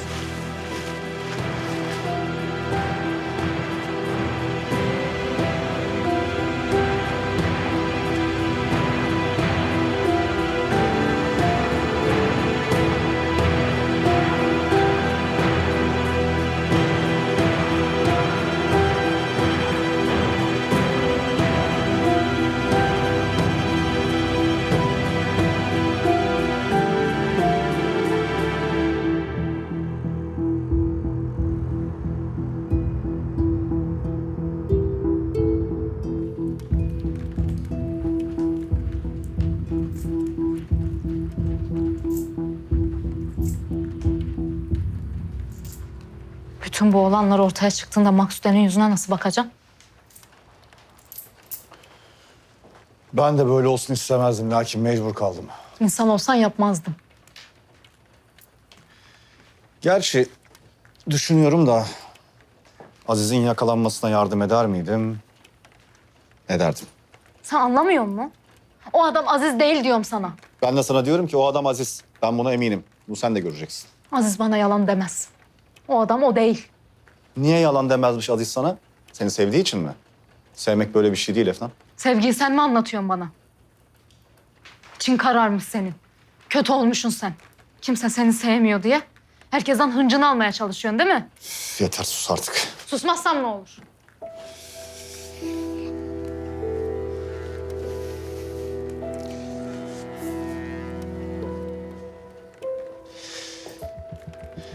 Aziz'in kontrolünü kaybedip hata yapması için seni burada bir gece daha tutmam lazım Efnan. Beni anlıyor musun? Bir gece daha.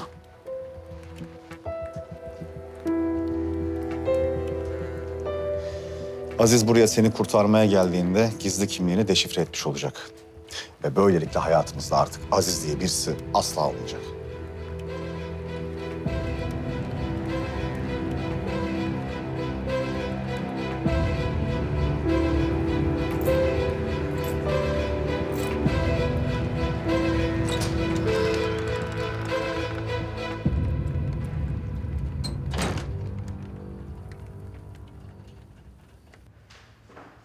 Azime, ya bu küçük kızı öldürüp bir kenara atmasınlar. Suikastçı var diyorlardı. Ya deli deli konuşma ya. Ne suikastçısı ya? Bizim kızın suikastla ne alakası olur yani? Allah Allah. Ama benim içime başka bir şey doğuyor. Bu Fransız gavurunun parmağı bu işin içinde var diyorum sana. Bir şey olmuştur kıza inşallah. Ya beyim de bir hışımla çıkıp gitti. Ama Galip Bey'in oradadır herhal. Bak, Galip Bey'in orada hala. Halanın yemekleri. Bizimki de boğazına düşkün ya. Orada onun için kalmıştı. İnşallah öyledir ya. Ha, ay ama aklımda kız da ya. Yani şimdi öyle diyorum hani yemek diyorum, boğaz düşkün diyorum ama Aziz Bey'im siz de onun boğazından geçmez ki ya. Ya sen de bir öyle diyorsun, bir böyle diyorsun. Ne diyorsun? Ya bir dur be. Allah Allah. Ben bir şey diyorum hiç olmazsa. Sen ne diyorsun? Hiçbir şey demiyorsun. Boş kafa, boş. Yemek yapsana. Hay Allah'ım sen bana sabır ver ya Rabbim. Allah'ım Allah'ım. Ah, yemek diyor adam. Oynayacak mısın sen de? Ha, oynayacak mısın abla? Aslan, yemek hazır mı? Yiyelim mi? Neredeyse hazır beyim. Tamam, hadi. Adem, Kenan gelsin. O gelince otururuz beraber sofraya. Neredeymiş Kenan? Bir şey demedi mi? Bilmiyorum, işi vardır herhalde. Gelir birazdan.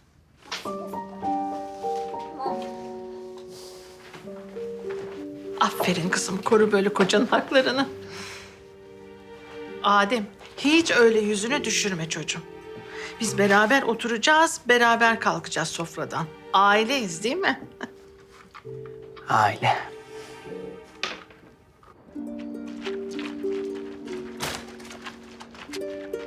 Aziz. Hayırdır bu saatte? Efnan burada mı? Efnan'ın burada işi ne? Ortalıkta yok. Kayıp mı? Bilmiyorum. Bir yere takıldı herhalde. Öyle de aklıma kötü kötü şeyler geliyor Aziz. Ne bileyim, suikast falan ha? Aklın öyle şeylere çalıştığı içindir.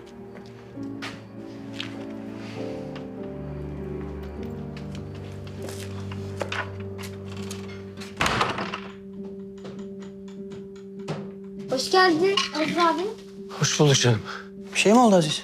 Galip'ten haber var mı? Yok hala, aslında ben Efnan için geldim. Burada değil mi? Yok, Efnan'ı hiç görmedim. Atölyeye de gelmedi bugün. Başına bir iş gelmiş olmasın? Benim de aklıma aynı şey geldi ama kötü niyetle addedildim. Pierre zebanisi kötü bir şey yapmış olmasın kıza gene. Bilmiyorum hala. Ben bir gidip bakacağım.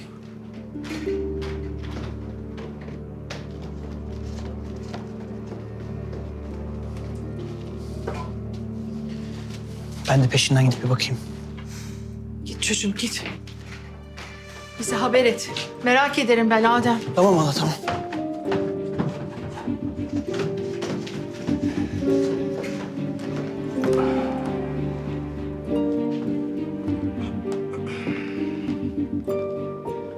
Hadi sofraya geçmiyor muyuz?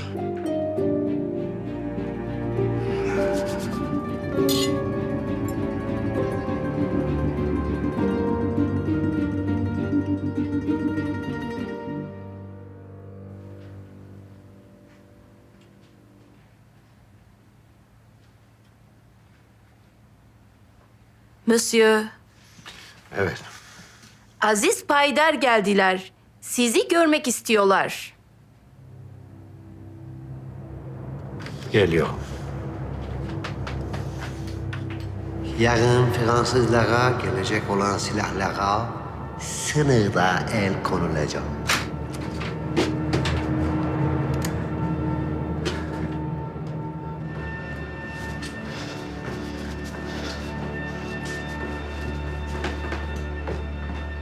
Bu sürpriz ziyareti neye borçluyuz monsieur?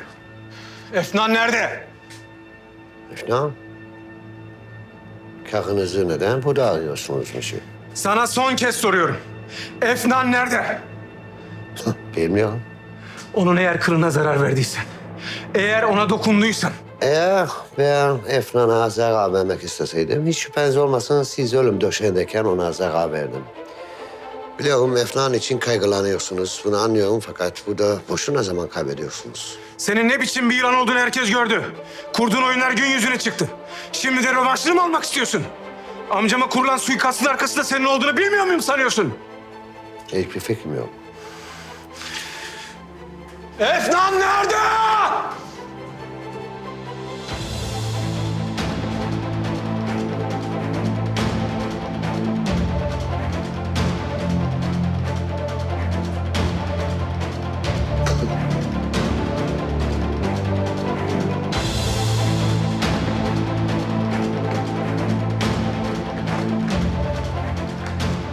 Eğer bu işin arkasından sen çık, yemin ediyorum bu sefer seni öldürürüm. Belki maskeli kahramanınız Madame Efnan'ı bulur monsieur.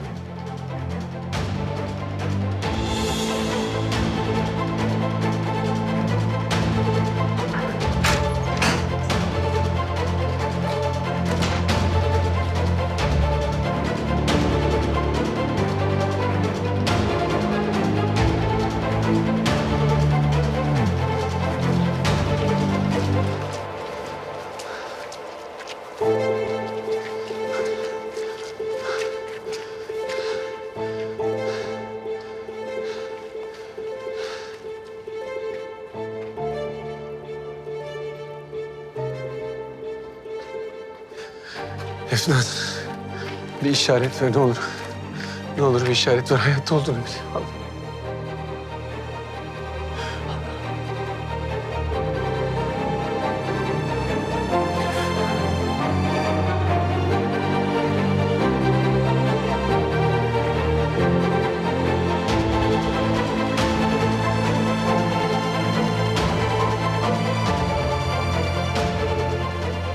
Ya biri size zarar verirse ya da biri canınıza kastederse. Madem kim size zarar vermek istiyor olabilir. Aziz Payidar'ın halk kahramanı kimliğinin altında suç işleyen bir eşkıya olduğunu kanıtlayacağım. Onu suçüstü yakalayacağım.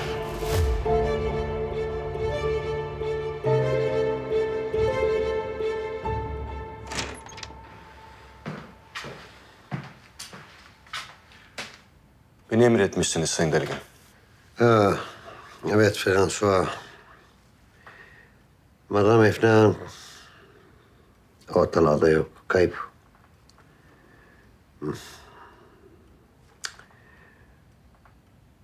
Durma bir göz atmanızı istiyorum sizden. Biliyorsunuz onun güvenlik benim için son derece önemli. Emredersiniz efendim. Bir de François. Monsieur Kenan'ın üstünden gözünüzü ayırmayın. Nerede kimle ne yapıyor, nereye gidiyor, nereden çıkıyor hepsini bilmek istiyorum. Emredersiniz.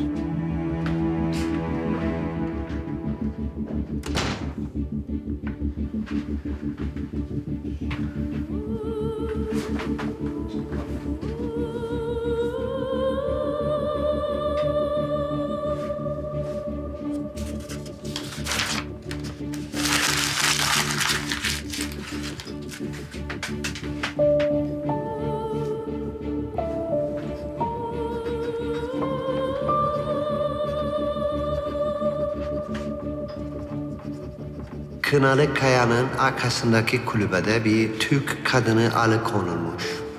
Kurtarılması lazım.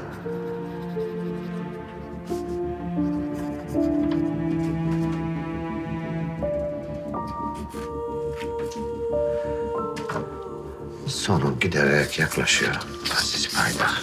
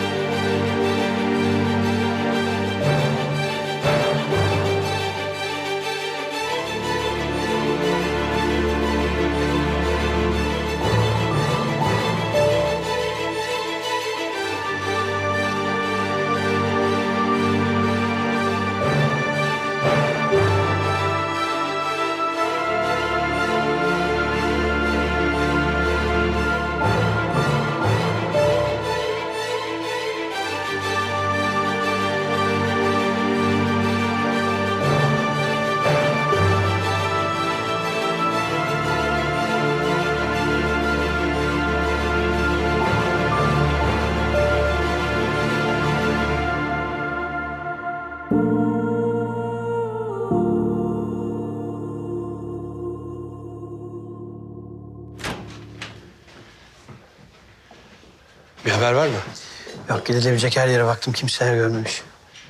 Veysi'yi soruşturdum. O da yok ortada. Eski evine de baktım, orada da yok. Sokağa haber saldım. Elbet bir gören duyan çıkacaktır. Bekleyeceğiz. Niyet neyse er ya da geç çıkacaktır ortaya. Ben biraz daha bakacağım, duramam böyle. Aziz, her yere baktık, biraz dinlen. Ne yapayım Adem Efnan'ın gelmesini mi bekleyeyim?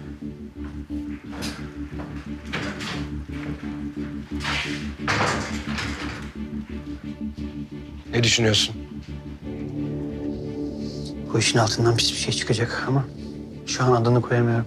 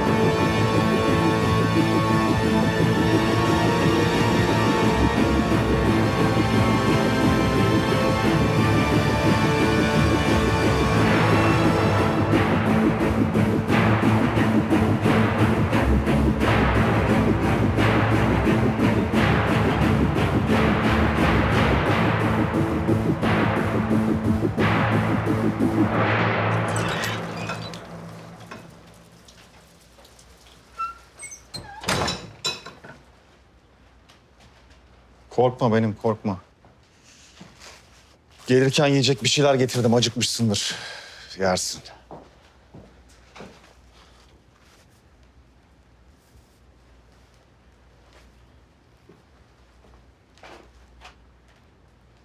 Ne o? Dün susmuyordun, bugün konuşmayacaksın mı?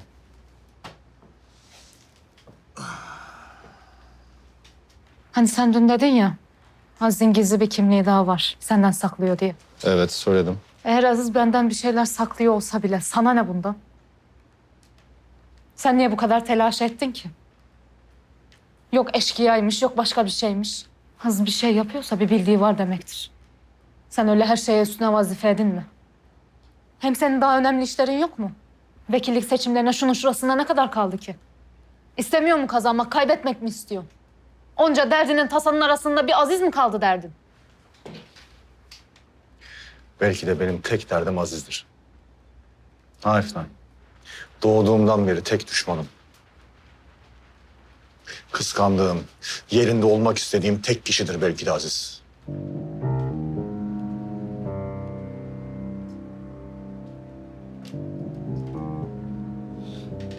Elime böyle bir fırsat geçmişken her şeyin ellerimin arasından kayıp gitmesini bekleyemem. Dişimle, tırnağımla kazıya kazıya geldim ben buraya. Tamam. Aziz yüzünden kaybedemem. Anlamıyorum ben seni.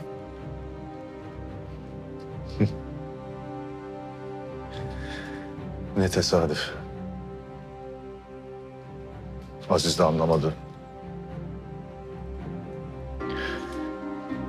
Görmezden geldi, hep yok saydı. O üstten bakışlarıyla Edip Payidar'ın oğluyum diye beni ezdi. Lakin Edip Payidar'ın tek oğlu Aziz mi sanıyorsun?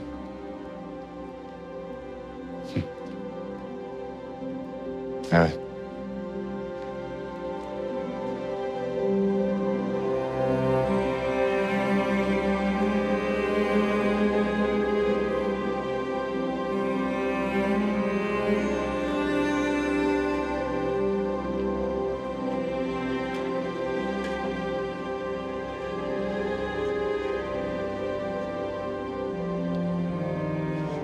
Edip Payidar'ın bir vardı. Yok saydığı, görmezden geldiği bir vardı.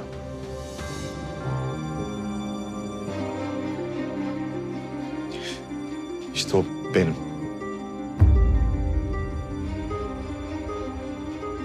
Şimdi anlıyor musun benim Aziz'le olan derdimin ne olduğunu?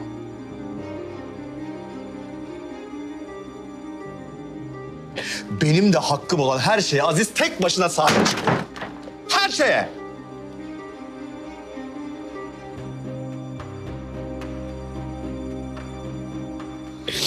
Aziz benim kardeşim Efnan. Özbeöz kardeşim. Aziz, ben bir payidarım diye kibirli kibirli gezerken bütün hayatı boyunca ben bir katırcının oğluyum diye eziyet çeke çeke büyüdüm. Ama artık bitti. O iş artık bitti. Sıra bende. Bu sefer ben kazanacağım, Aziz kaybedecek.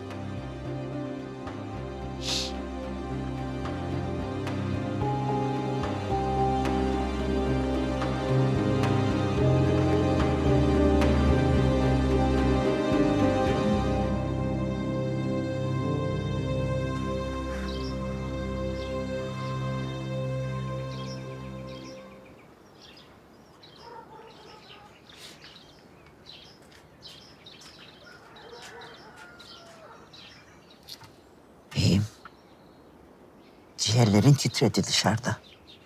Ayazda kaldın. Üşümüşsündür azıcık. Azıcık bir çorba içiver hadi. Sağ ol Azim. Ama beyim böyle olmaz ki ya.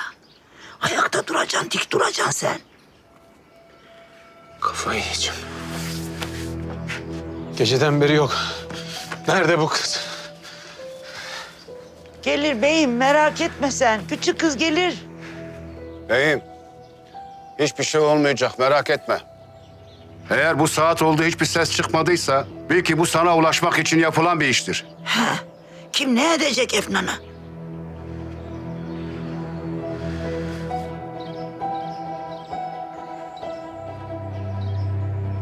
Cemo, küçük kız güvende değil mi? Bilmiyorum ki Azime.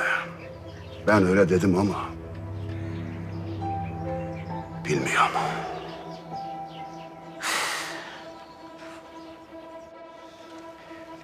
Ne yapman gerek biliyor musun? Sana güveniyorum.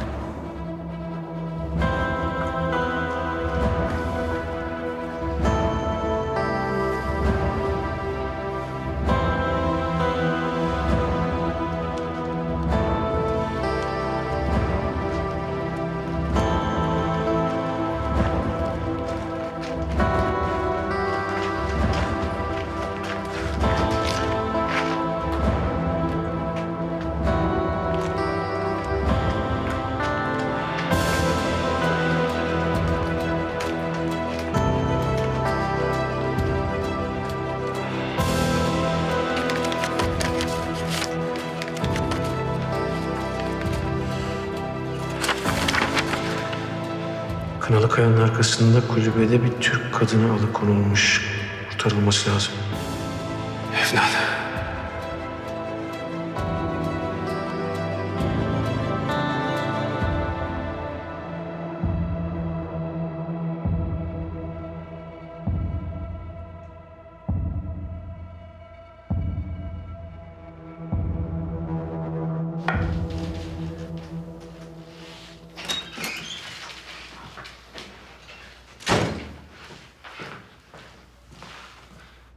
Dediğiniz gibi Möjükenan'ı takip ettim efendim. Sabahın erken saatlerinde şehrin dışındaki terk edilmiş bir kulübeye gitti. Orada ne işi varmış? Kulübede Madame Efnan vardı. Kendisi Kenan tarafından alıkonmuş.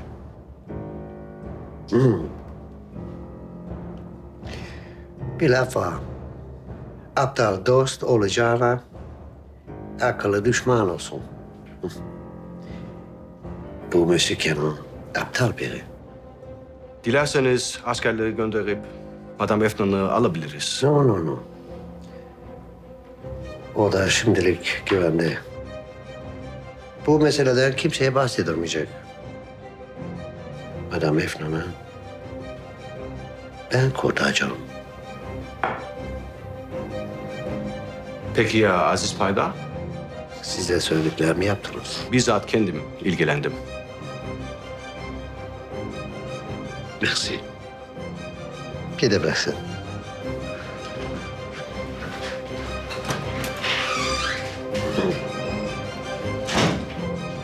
Aziz Payda.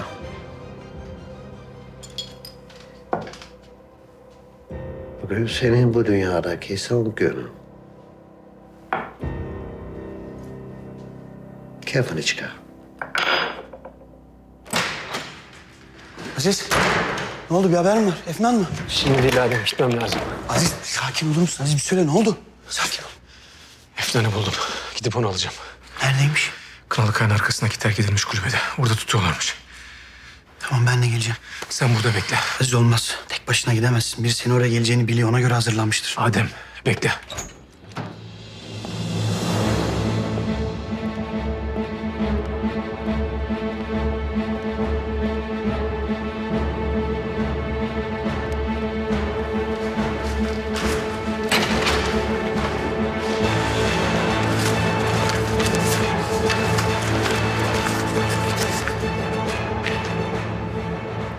Aziz, başka adres bul.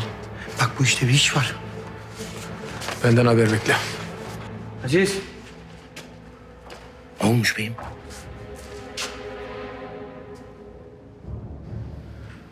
Kolay gelsin. Monsieur Milan odasında mı acaba? Kendileri 2 gün önce otelimizden ayrıldılar. Otelden ayrıldı mı? Biz de şaşırdık. Acil dönmesi gerekiyormuş ve dalaşamadık bile.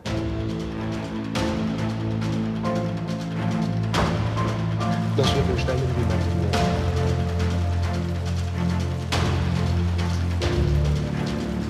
Milan'ın öldürüldüğü konuşuluyor. Öldürüldü mü? Pierre olanlardan sonra şaşırmadım desem yeridir. Öldürüp ormanlık alana gömmüşler. Dayı sen söylediğinden emin misin? Sadece duyduklarımı aktarıyorum Aziz. Nereye?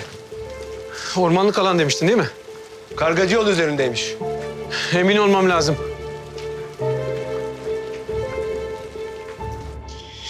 Anlayacağın senle ben aynıyız Efnan. İkimizin de yaraları babasından. Ben anlamıyorum seni. Sen ne diye bunca vakit sustun ki? Deseydin, söyleseydin. Aziz bilseydi kardeşim diye bağrına basardı seni. O adaletsizliğin hep karşısında durdu. Kardeşinin yanında mı durmayacaktı? Aziz payidarların prensiydi. Her istediğini yaptılar. Bir deliğini iki etmediler bugüne kadar. Bense onun mutluluğunu uzaktan izleyen taraf oldum hep. Sen kendin düşün, kendin yerine koy. Sen olsan ister miydin? Hem bir taraftan annem. Ne olmuş annene? Boş ver, önemli değil. Sana içimi açtım Efnan. Bunca yıl sırtımda kambur eden beni, bütün yüklerin hepsini senin gözünün önüne serdim. İnsana yük olan içinde biriktirdikleriymiş meğer. Var ol. Sayende nefes aldığımı hissediyorum. Sen bunca vakit yanlış kişiyi suçlamışsın Kenan. Aziz sevildiyse, beyler gibi yetiştirildiyse bu onun suçu mu? Edip Bey yapmış ne yapmışsa. Seni babasız büyütmenin vebali Aziz'in değil, Edip Bey'in boynuna. Sen şimdi öylece Aziz'i ateşe atınca içindeki yangın sönecek mi? Aziz seni kurtarmak için gizli kimliğiyle buraya gelirse... ...işlediği suçların hepsinin cezasını çekecek. Benimle karşımda bana gölge edecek bir payidar kalmayacak. Sen çok yanlış tanımışsın Aziz'i. Aziz beni kurtarmak için başka bir kimliğin altına gizlenip gelmez buraya. Öleceğini bile bilse kendi gelir kurtarır beni. Sen gizli kahraman gelecek sanırsın. Ama Aziz çıkar karşına ben geldim der. Neyse benim gitmem lazım. Akşam yine geleceğim. Bu sefer Aziz de burada olacak. Kenan bak bir kere daha düşün. Her şey daha iyi olabilir. Vazgeç.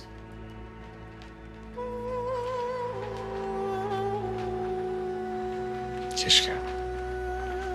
Gitmem gerek. Gitmem lazım.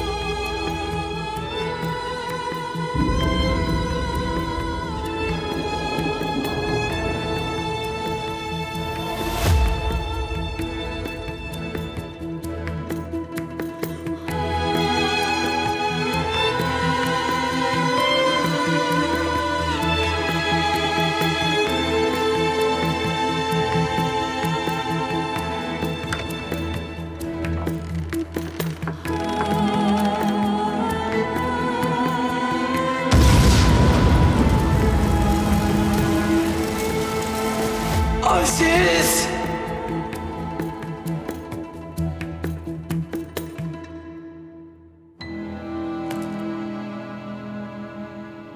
Aziz!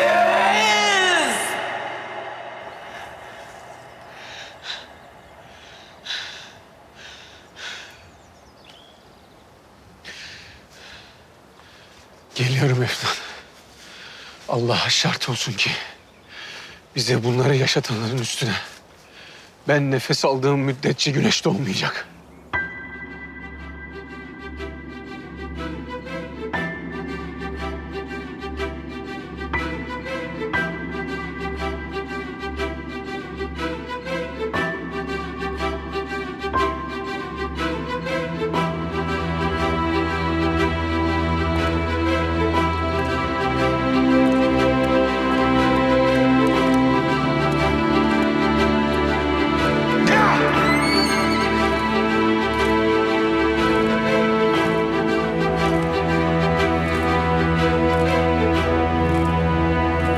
Her yeri iyi topla. Tamam. Dayı, Aziz'i gördün mü? Bana bekledi gitti. Gördüm. Milan arıyordu. Kafası karışık. Milan'ın öldüğünü duyunca emin olmak istemiş. Neden emin olmak istemiş? Bahsetmedi. Aziz'in Milan'la ne işi olur? Hem de Efnan konusunda. Aziz'e 2 tane not geldi. Biri şehrin dışındaki bir kulübe, biri de Kınalıkaya'daki bir kulübe. Aziz ne diyor bu durumu? Bekle dedi ama zaman daralıyor. Bekle dediyse beklemek gerek. Tuzak kurulmuş olabilir. Dayı, bunu gitmeden bilemeyiz. Sen Aziz'e söyle. Ben Kınalıkaya'da kulübeye gidiyorum, o da şehrin dışında kulübeye gitsin, tamam? Madem. Dayı, Efnan'ı daha fazla riske atamayız, tamam?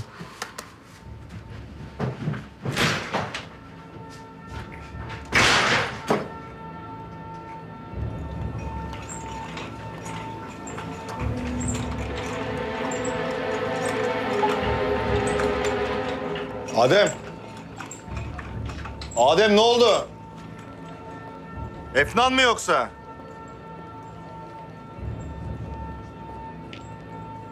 Selamünaleyküm. Aleykümselam, hayırdır? 2 çift hafta mı etmeyelim? Diyeceklerim var sana. Sen bir gelsene. Senin ne işin var burada? Ben çağırmadıkça ayağıma dolanmayacaksın demedim mi? Dedin de bir hesap görek dedim. Hesabı gördük, paranı aldın, bitti.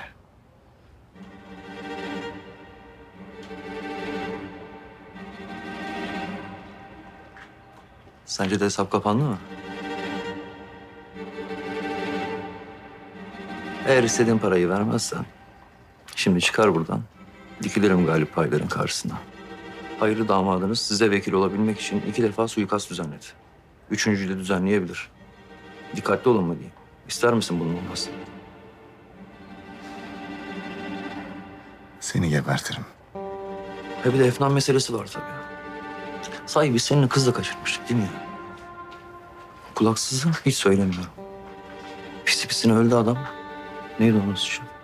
Tamam, neyse tamam. Kaç para istiyorsun? Şimdilik 500 frank yeter. Tamam.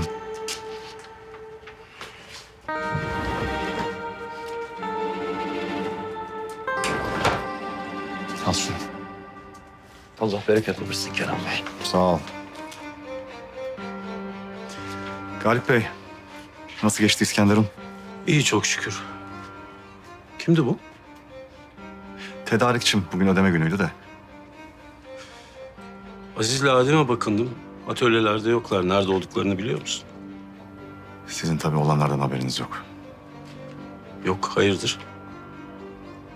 Pek hayır değil.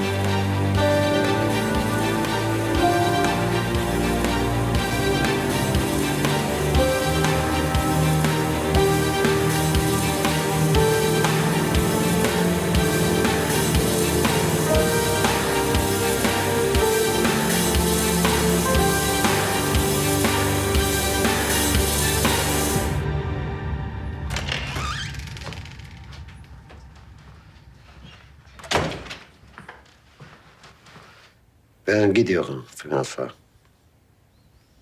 Eksik bir şey var mı? Her şey dediğiniz gibi. Aziz Paydar içeri girdiği anda... Bum.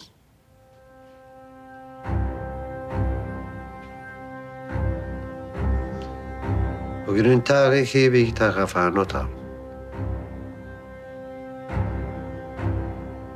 Belki gelecekte resmi tatil yaparız.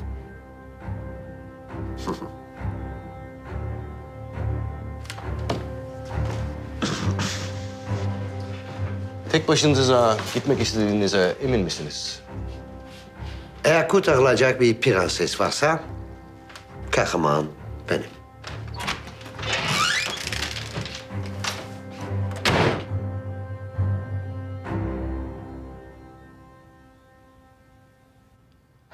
Bahtsız kuzum benim. Efna diye diye dört döndü ortalıklarda. Ya o kara kızım? Ne istiyorlar o garibimden? Var demek ki birinin bir karın ağrısı. Seninle de uğraştılar ya baba. Doğru. Bak hala bulunamadı seni sokak ortasına vurmaya çalışan. Ama bak Galip ahtım olsun. Bundan sonra evden dışarı çıkmak yok bak. Ablalık hakkımı helal etmem ona göre. Abla ben Galip korktu dedirtmem. Verilecek bir canımız var. Bir nefesimiz. Onu da vermesini biliriz. Vakti geldiyse zaten gerisi boş. Allah keçinden versin baba.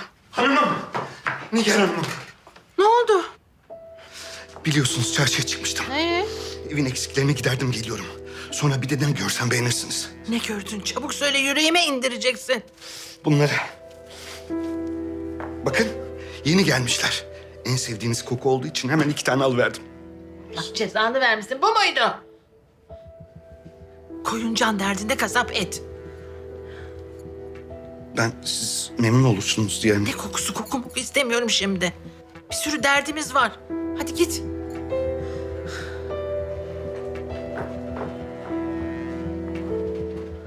Kokuymuş.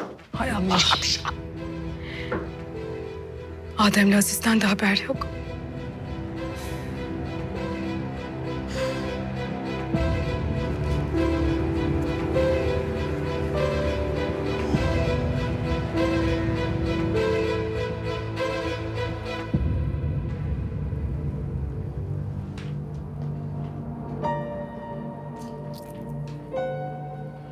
Aziz neredeyse gelmek üzeredir. Aziz geldi diyelim. Seni gördü. Sonra ne olacak? Beni görmesi hiç önemli değil. Tek istediğim o kaybederken ben kazanayım. Hani sen diyorsun ya, Aziz kibirli, Aziz insanlara yukarıdan bakıyor diye. Sen farklı mısın? Kazanmak için kardeşini harcamıyor musun sen? O ipi Aziz'in boynuna bağladıklarında gerçekten kazanacak mısın sen?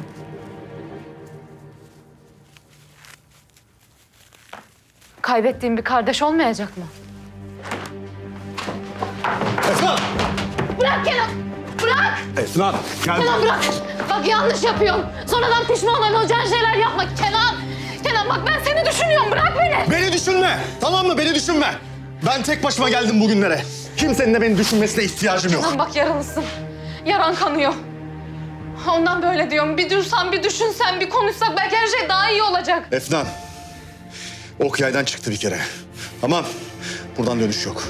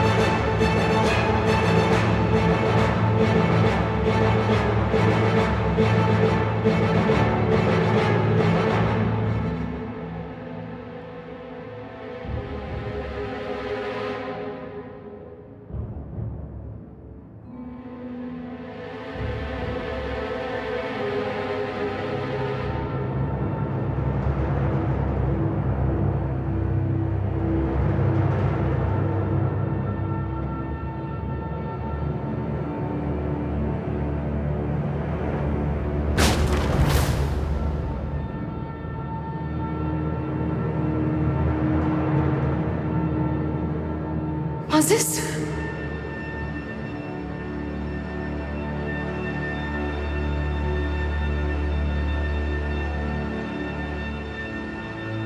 Efnan.